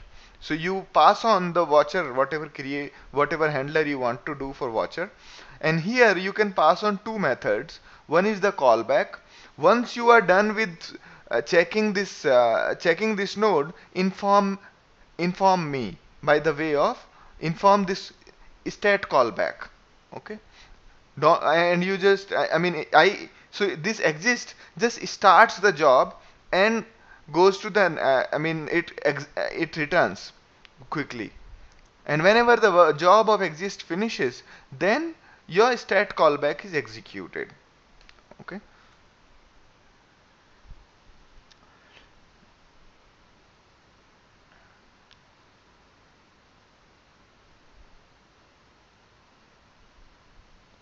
right, thank you, Alex, and thank you, Bhagwat, for helping me out. So basically, yeah, I think, yeah, both of you are right. A is equals to sync function, yes, print A will print A. B is equal to asynchronous call and callback CB, print B will print empty this. Yeah, B will be printed, right? Right. So Alex has got a nice way of saying asynchronous is basically fire and forget. Okay. And synchronous is fire and wait for the result until the function finishes firing. It will, you will have to wait here. Okay, so these are two standard way of doing things. Okay, these are the two modes of, in any functional programming, these are the two modes of doing things. It's like saying when you execute any command, if you press enter directly, you will get the result. If you put ampersand on it, your command prompt will return quickly, but the result will keep on going in the background. Okay, so these are the two ways, synchronous and asynchronous way of calling uh, uh, programs or calling the functions. Okay, so Shashank, was I able to clarify, or do I need to take some example? Okay, great, great, great. Kalyan, is that clear or should I move on? Suksavat? Okay, great. Okay, okay. Great. So these are the two ways of calling functions, and almost all the APIs provided for Zookeeper provide both of these functionality. Whichever you want, you can use it as per your own use case. Okay. Just note that when you say exist, okay, here let's say you are making a call using exist. Now your client library is going to will keep a connection to the server and will return you this value. Now imagine that server got shut down or whatever happened. Now your client library will automatically connect the next one. Okay, connect the next one in the next server. Okay, now while the connection is being happening and you are asking for, you are calling a function called exist, it will give you an error immediately. Okay, while if you execute in background, then basically asynchronous way, then you will get the result after some time. By the time the, I mean, also it will first try to connect the server and then execute it, and then you will get the value. So those are the basically two different way of executing things, but it is completely up to the use case or the circumstance which one you want to use. Okay.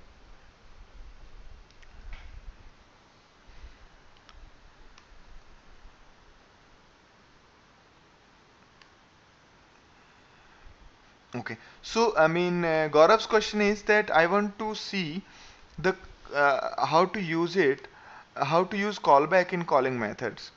Okay, it's actually pretty straightforward. I wish I could show you. Let me just open my Eclipse.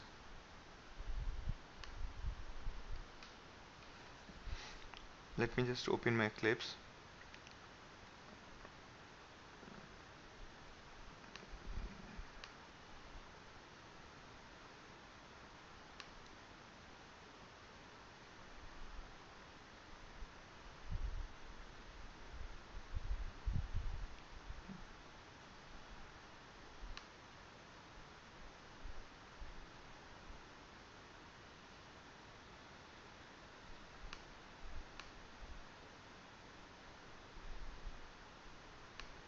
Okay, let me see if I can. Okay, just wait for some time.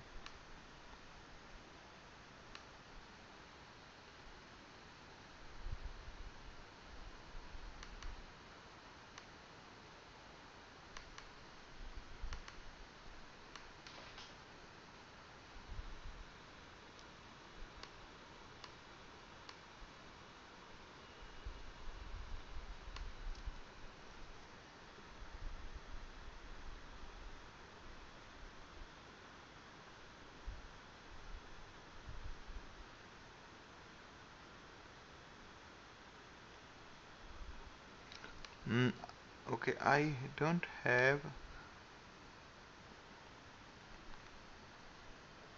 I I do have an example, but may not look pretty good.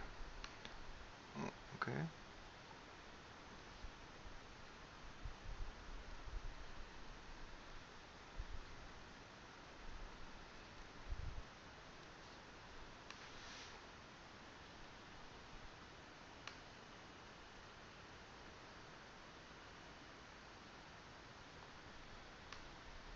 I forgot how did we increase the font size this last time.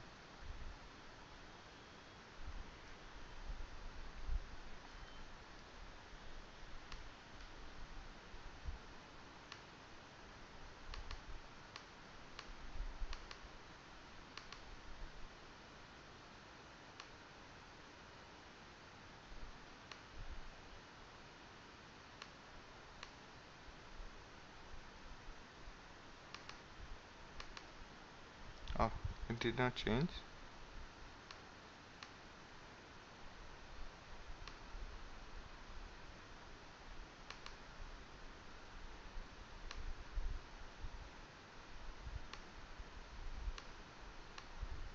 Okay. So basically there is this one, but I don't see that it has a connect, then it has a.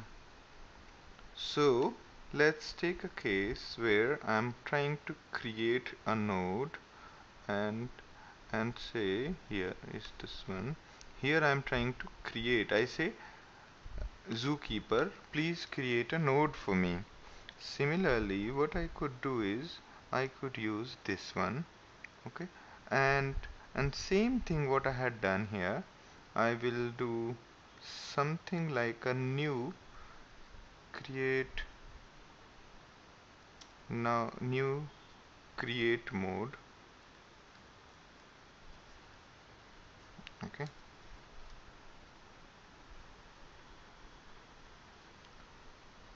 okay,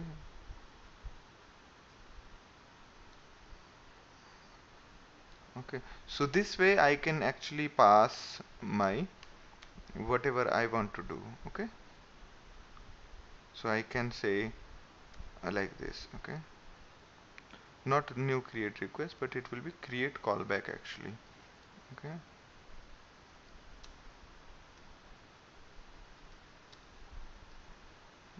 why.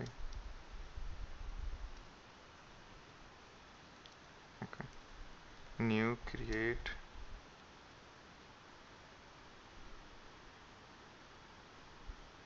Okay, anyway, I'll show you later. Okay, don't worry, because it will be just a variation of this one a little bit. It's just that we need to figure out what is the callback methods definition, and and there should be something like okay create, yeah. So like here we have something called stat callback. Okay, so you can say stat. Okay, and there you can process the result. So the example which I'm quoting there is the example like this. Here what I say is I I quickly extend it or implement this interface and say that this is how I'm going to process the results. Okay, so I say exactly either I can say zk.exist and say create path and some watch. Okay, okay, and then I can put something else here in the create path, whatever path I want to say. Okay, and then I can say instead of this I can also say this way. Okay,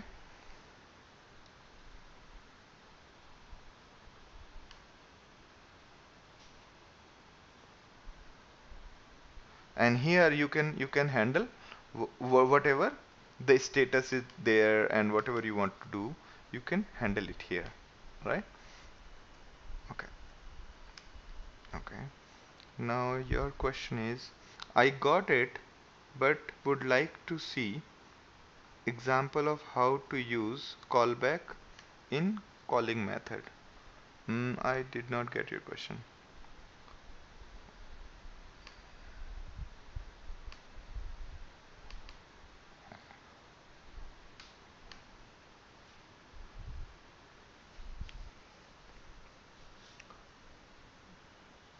Oh, example of a callback function. So whatever we just wrote, like new stat callback, inside that there was a method called process. So whatever you want to do, you can write there. Okay. So almost all of the nodes, all of the APIs provide you these two kinds of sync and asynchronous function.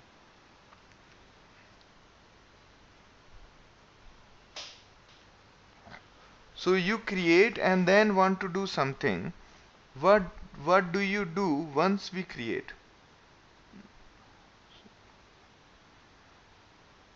You can read it. Once you create it, then you can read it, or you can put an event watch on it so that other person, when they are creating or changing it, you get notified.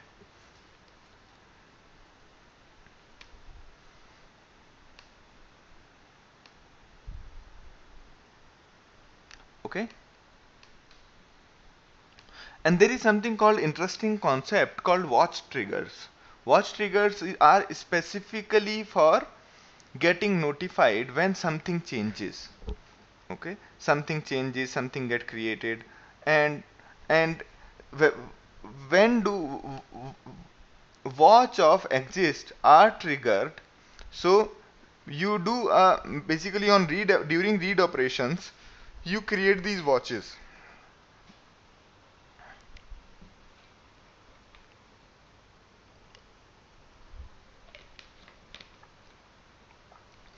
Okay, so Bhagwat's question is, that's a very valid question actually. Is it a hardware node or is it a software construct? So it is just a software construct. Okay, it is just a software construct. Like in HDFS, you have all these file path and everything. Okay, it has nothing to do with the node per se. Okay, it is basically a simple software construct. Okay, it is not, if you have like thousands of nodes, Z nodes created here, that does not mean there will be thousands of computers over there. Okay, it is just a file system you can think of. Okay.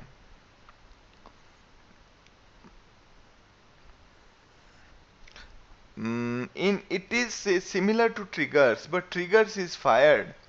I mean, basically, it is they have tried to create a similar thing like triggers, right? But it is little bit different because triggers have a lot of thing to do with respect to the database itself.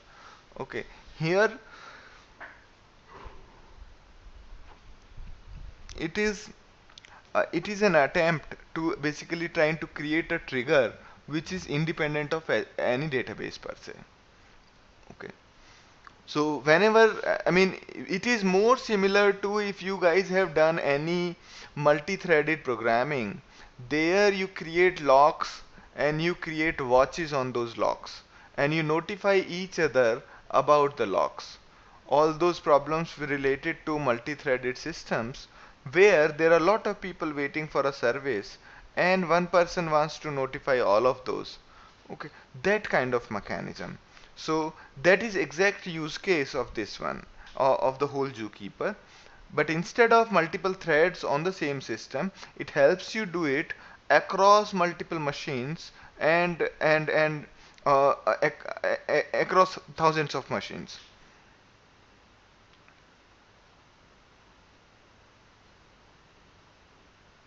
So I mean, basically this is each node is very small data. Okay, it the each node can have at most of 1 MB of data. So you cannot really think of it as a document per se because document is a big data. Okay, now so there is no table being created. Okay, and it has nothing to do, it is completely independent of HDFS and HBase. Okay, it's an independent service per se, and all of those use Zookeeper for various kinds of coordinations. Okay. So you see, it is independent of all the database and everything. It's a, in itself, it's a different construct altogether. Okay.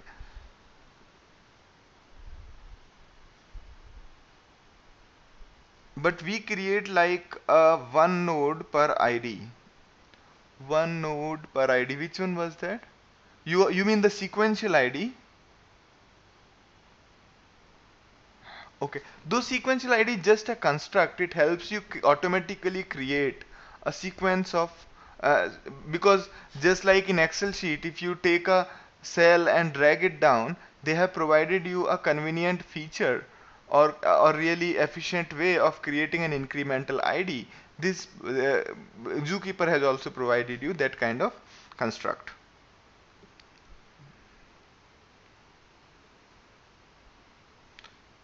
So Zookeeper basically doesn't store stuff in HBase or anywhere. It keeps it all of it to itself, and it doesn't. It is not dependent on HBase or any other database. Okay.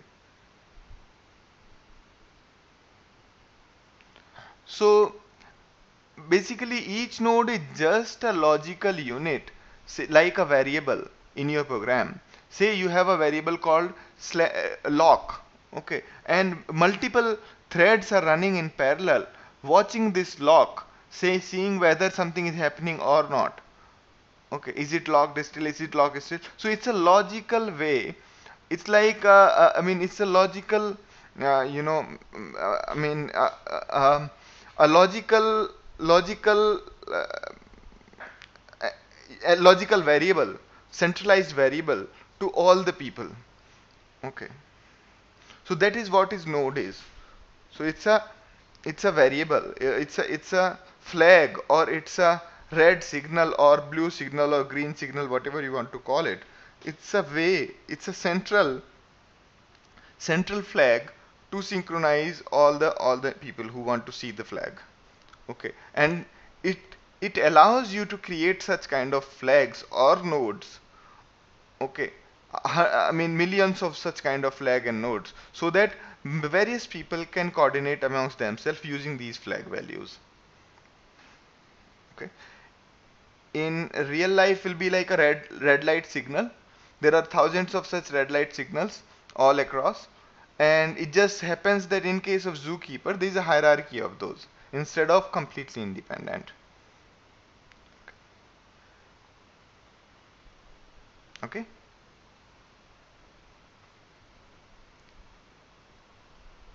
So lots of people use that signal lights to basically coordinate amongst all others, like when to move, when not to move, we are not moving, and that kind of thing.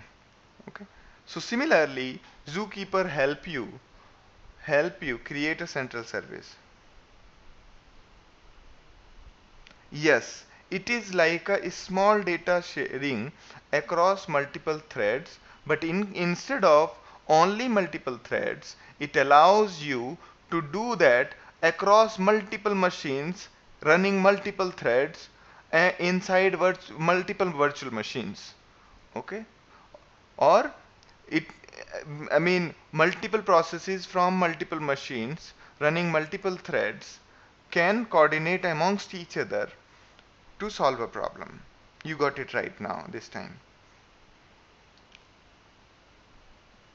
Okay, and that data is stored in the form of a tree.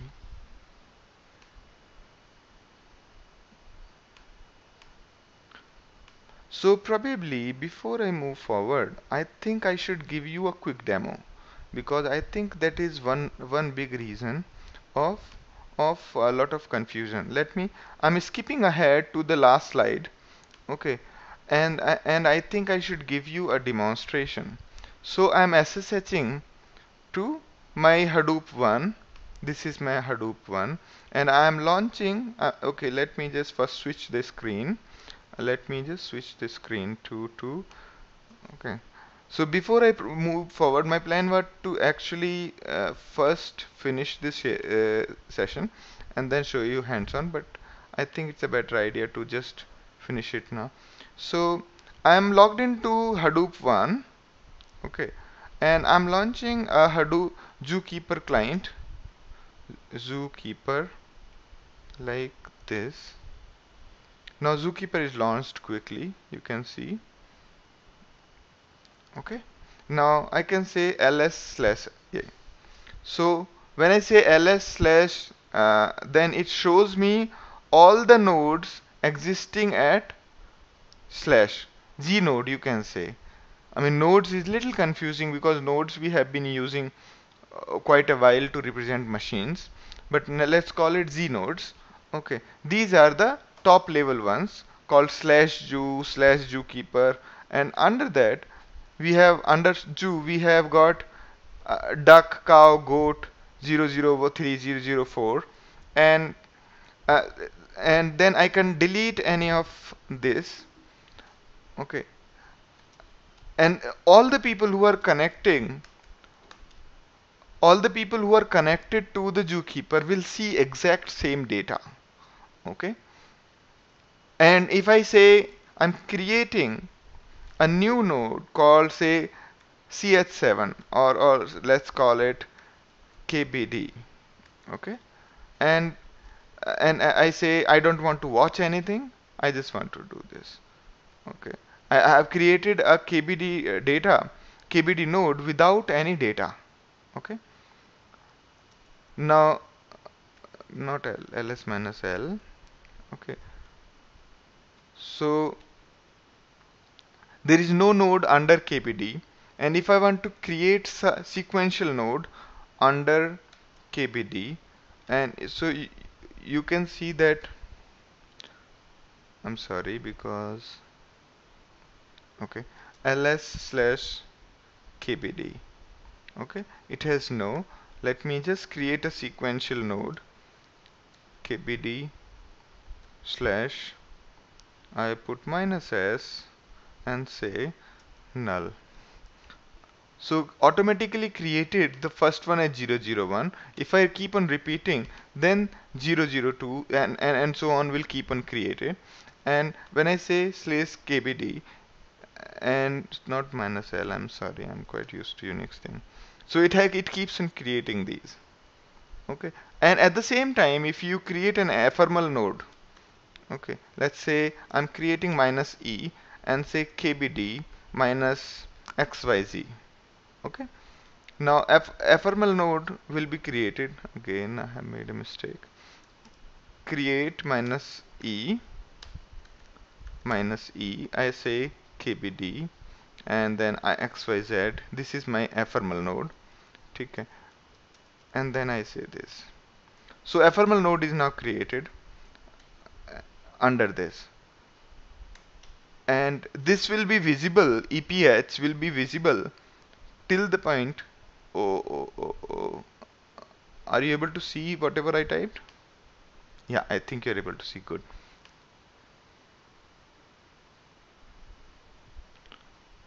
Right. So basically this will be visible. Let me just open another shell. Okay, let me just open another cell. So this time let me just connect through another user ID called root. I'm logging to Hadoop 1 with the login called root. Okay. While here, this is Hadoop 1, right? Yeah, this is Hadoop 1. So I'm logging to there, and then I say SSH, not SSH. I say zookeeper client, and then I say uh, enter. Now, if I say slash kbd, it should be visible to me. It is visible in another process also, to another process also. Okay, and this ephemeral node is also visible to that process. Now, if I disconnect here, the first one, okay, now this should go away after like 5 6, maybe few minutes. Okay, I think I have to create sync. Okay. And after some time it will disappear from the list. Okay.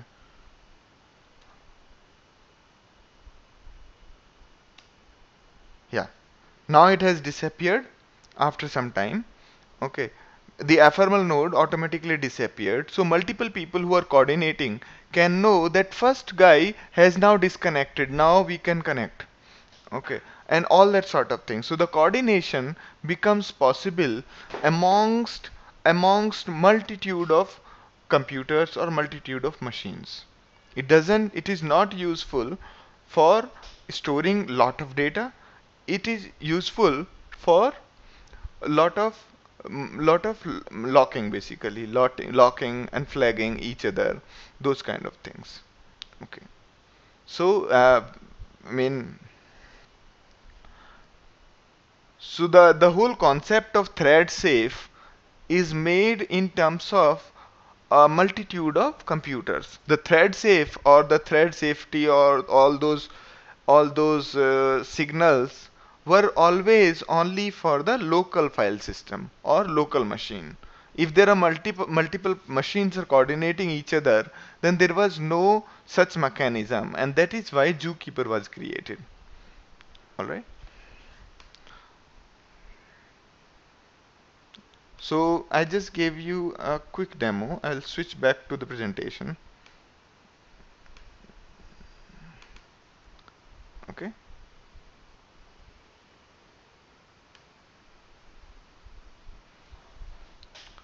So his question, Bhagwat's question is, how does multiple machines come into picture? Right now, I just showed you that I opened two shells, but both were at both the places I was logged in at the same place. If I had a client installed on my local machine, and if you have a client installed on your local machine, whenever you do something or I do something onto the same server, okay, same Hadoop 1. Nobigdata.com onto the same Zookeeper cluster, we will both see exactly the same data, and hence and also we can keep a alert on each other saying ki notify me when something happens here. Okay, so that's how the multiple machines will come into picture. So multiple machines can connect to this one. All right. So I think, where was I? This was done, this was done, this was done, this was done. So this is, yeah, I was talking about watches. I'm sorry.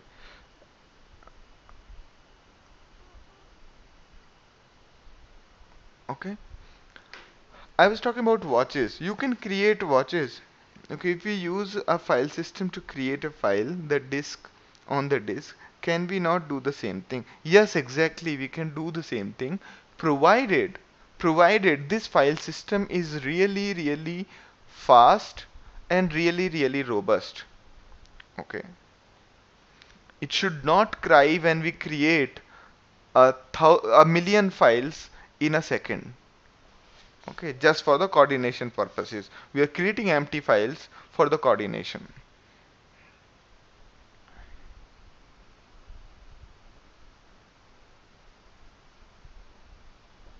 Yeah, you people actually use distributed cache to achieve what Zookeeper is doing, but I mean cache is not really meant for this kind of objective. Okay, I mean I can give you a couple of examples.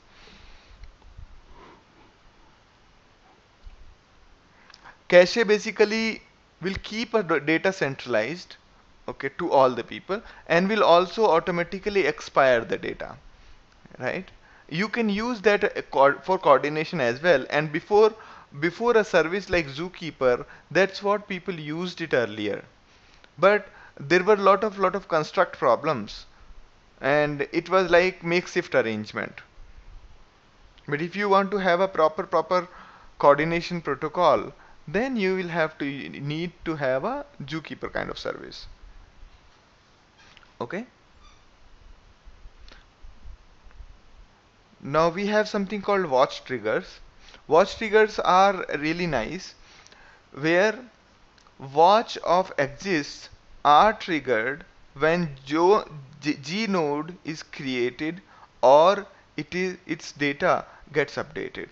Okay, so when we using our read operations such as exist, get data, get children, we can specify our watch functions. Okay, what to do when something happens with this node. Okay, to put that kind of watch on a node, you can specify watch functions or watch triggers while doing either doing the read operations such as exists, get data, get children. Okay, that way you can keep a watch and can you can see that, hey, whenever a node gets created in this folder, let me know. Or we can have something like, whenever this node gets deleted, let us know. Okay, and whenever this event is happening, whatever is event is happening, you will get a notice, and there will be also a flag saying this event is of type whether the node is created, deleted, or updated. And these are the, so if you are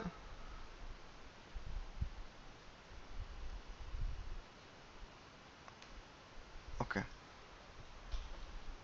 so if you have basically created a trigger using exist function over a node, then whenever that node is created, deleted, or data gets updated, if data that node does not exist, and whenever it gets created later point of time, your watch trigger will be called, and so on. That is true for all these functions. Okay,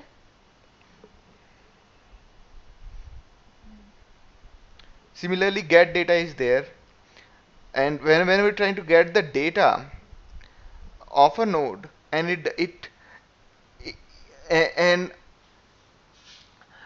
and it gets deleted later on, you can get a watch trigger whatever you have specified during getting the data, and those watch triggers will be executed, and so on. Okay, so Bhagwat's suggestion is that like is nice manager of shared resources small.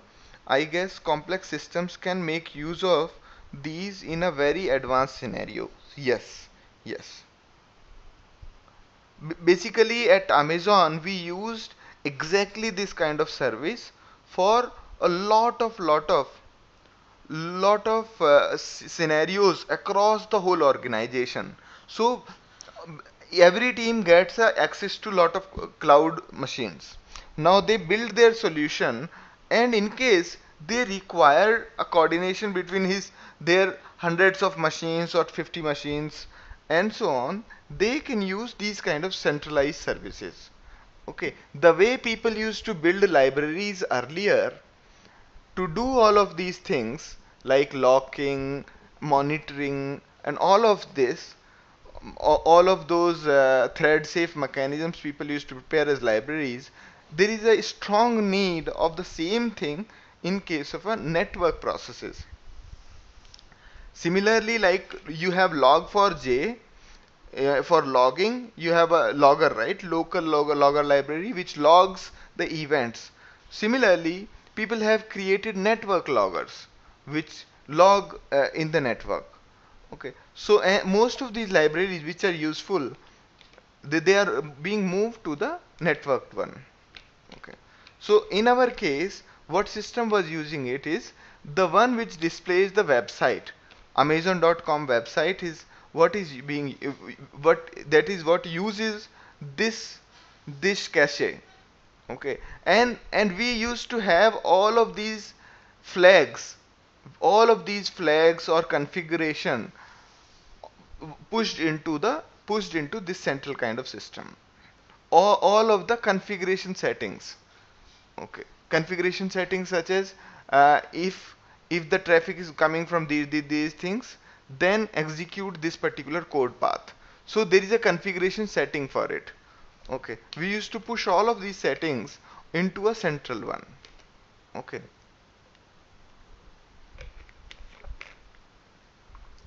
so Zookeeper is one such case which helps you doing all of these things. Okay.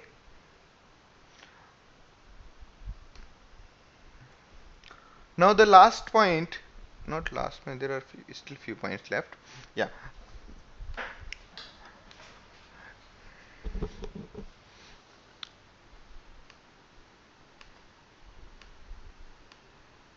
Okay. So basically, access control list is nothing but we can say that this key should be only accessible to this computers and these users. But for that to be available, the user should be logged in. Okay. And any ACL is basically a combination of three things: authentication scheme, and user ID, and the kind of permissions which we are allowing the user to happen. So it is possible to create a permissions on each node such that only few people should be able to access particular nodes, and so on.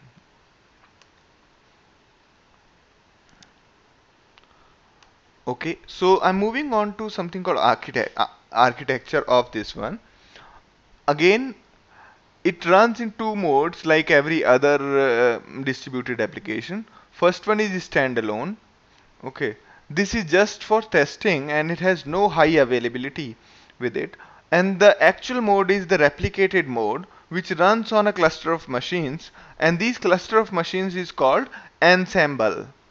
Okay, and this is highly available and tolerates, and it is okay as long as there is a majority of the nodes are up. Okay. The architecture consists of two phases. First one is leader selection. When the system boots up, there is a selection of a leader. Those people who have been part of MongoDB, they will recollect the way we had election for the primary node selection. It's exactly the same way. The only difference is its its leader selection is around 200 milliseconds. Okay. It takes around 200 milliseconds to select a new leader.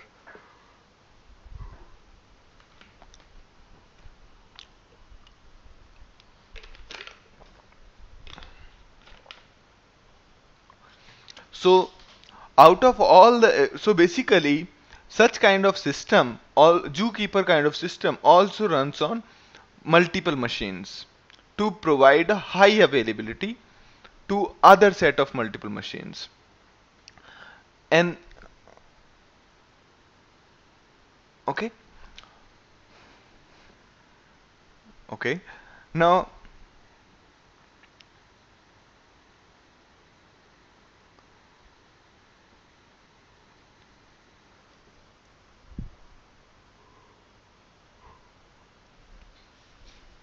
the machine the machines elect a distinguished member called leader. The other members of the ensemble, the whole cluster of the machines, are called ensemble, just like just like a what do you call that? What do you call orchestra? Just like orchestra, you have ensemble where there are one leader and there are all followers. Okay, and the boot up phase is finished when majority syncs with their leader, syncs their state with the leader. If the leader fails, the remaining machine quickly hold an election and select a leader. Okay. Now the second phase is atomic broadcast. Okay, first one is simple. When the machine is booting up, they figure out a just a second, I'm getting emails.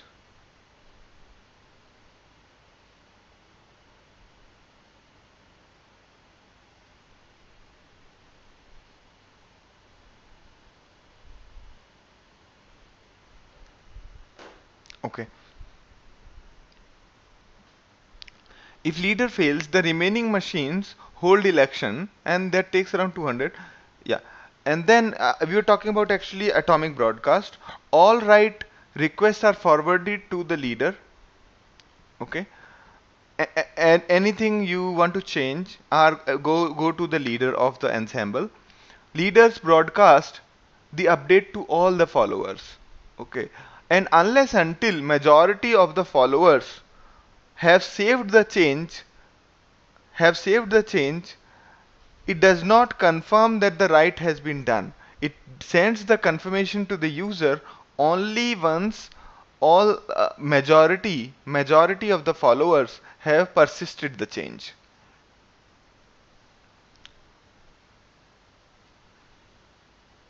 Okay.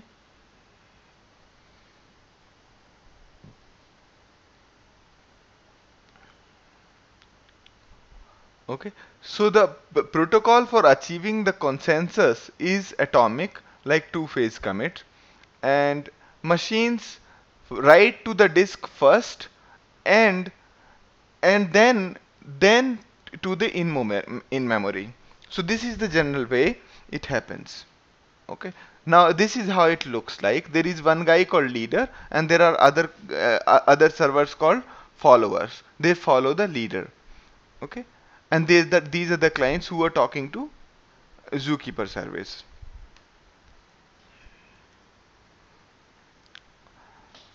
Okay. So basically all the writes are going through the leader, and leader is only confirming the change to the end user, to the client, only once he has persisted or saved the changes in majority of the followers.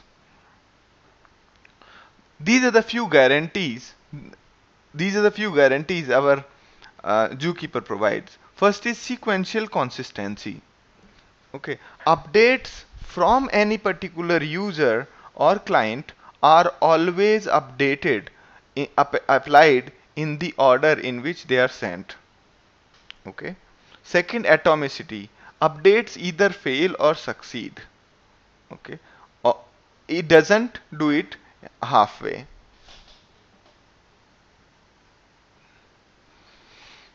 Single system image. So if you're connected to the system, you will always see the same view of the system. Okay, it would not see. Okay, how should I describe this part? Okay, so let's say you are making some changes, and there is another person who is making some changes. They are not reflected to your node yet. Okay, but your changes will be visible to you in your session. Okay, no matter what. So from the individual client's perspective, the data is 100% consistent. The data is immediately and 100% consistent. It may not be consistent from another session which is there. Some other user is connected and is seeing the same node, but it is taking some time to get the data replicated to him. It might be a little bit of differences between these two. Okay. So for a user, they always see a single system image. Once an update is successful, it is guaranteed that the data has been written to the majority. So there is a durability, timeliness, rather than uh, rather than allow. Okay, so timeliness as in case the data goes really stale, the server will shut down, because it considered it is better to shut down than give the stale data. Okay, if there is a follower who hasn't received any update for very long time, okay, and the data has gone really stale, the server will shut down, thinking that it has lost the connection or there is something seriously wrong in the network. Okay, so basically here the timeliness is the very important thing. And there is a concept of sessions. A client has a list of servers in the assemble. Now client is who? Your library, the client library of Zookeeper. Okay, so it has got a list of servers. It will keep on trying from one to the last one until it gets a connection, and the moment it has exhausted the whole list, it will throw an error. Okay. If it is able to create a session, well and good. It is able to connect, then it will create a session, and then session has a timeout period. Okay, this is important to understand. A session has got a timeout period and decided by the caller. Okay. So when you are creating a connection, you define a timeout period. Similarly, if the server does not receive a response from the client side for quite some time, server thinks that the client is dead. Okay. To avoid the disconnection, the client keeps on pinging or sending the heartbeat to the server automatically. This is done without your knowledge by the library. Okay. So library, we on your behalf will keep on pinging to the server saying, hey, I'm alive, I am alive. Okay. And in case the server doesn't receive the response for quite some time, then it kills it. And the moment you close ephemeral this session, ephemeral nodes will get lost in say 5 seconds. Okay. That is pretty much about the sessions.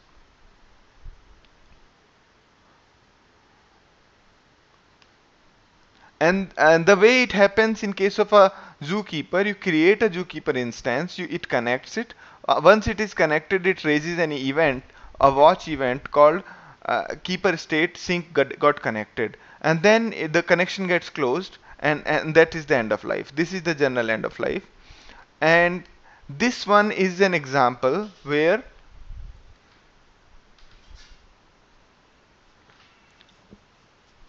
okay. So this is an example where I'm trying to demonstrate the one use case where you have got lots of clients, lot of servers. Some of these clients want to connect to the servers.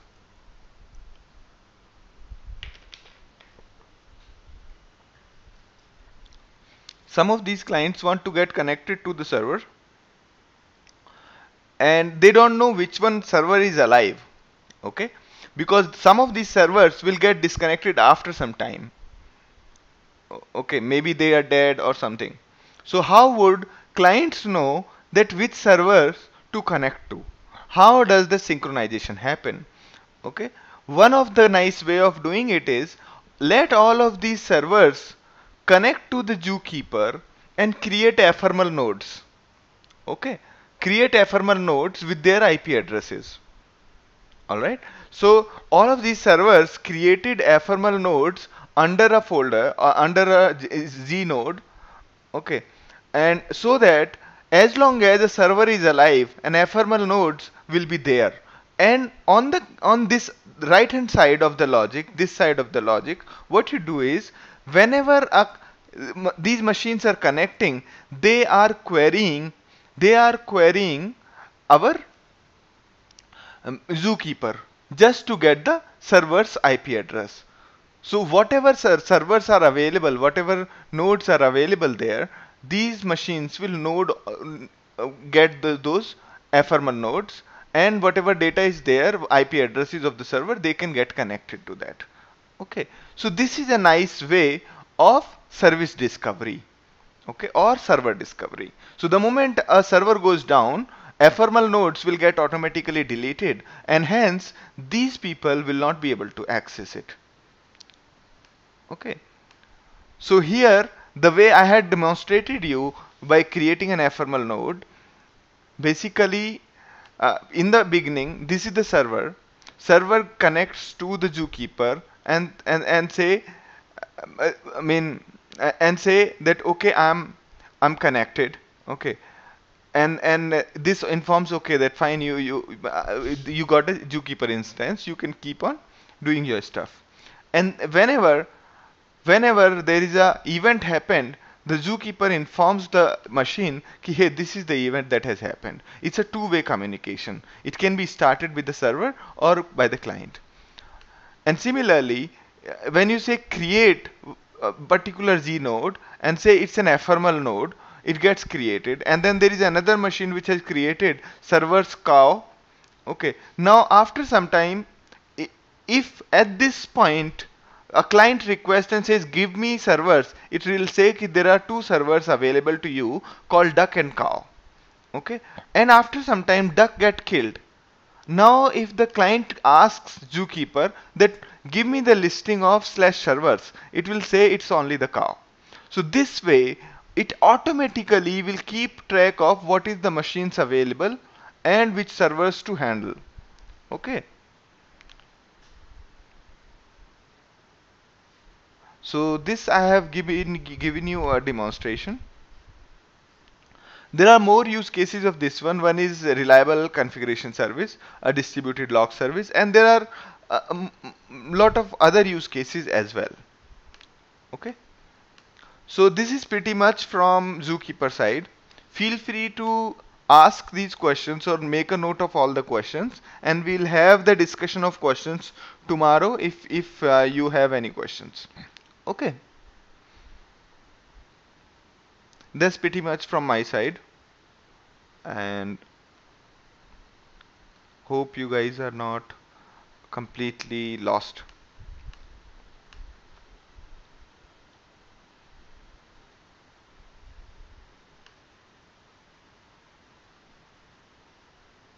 Okay,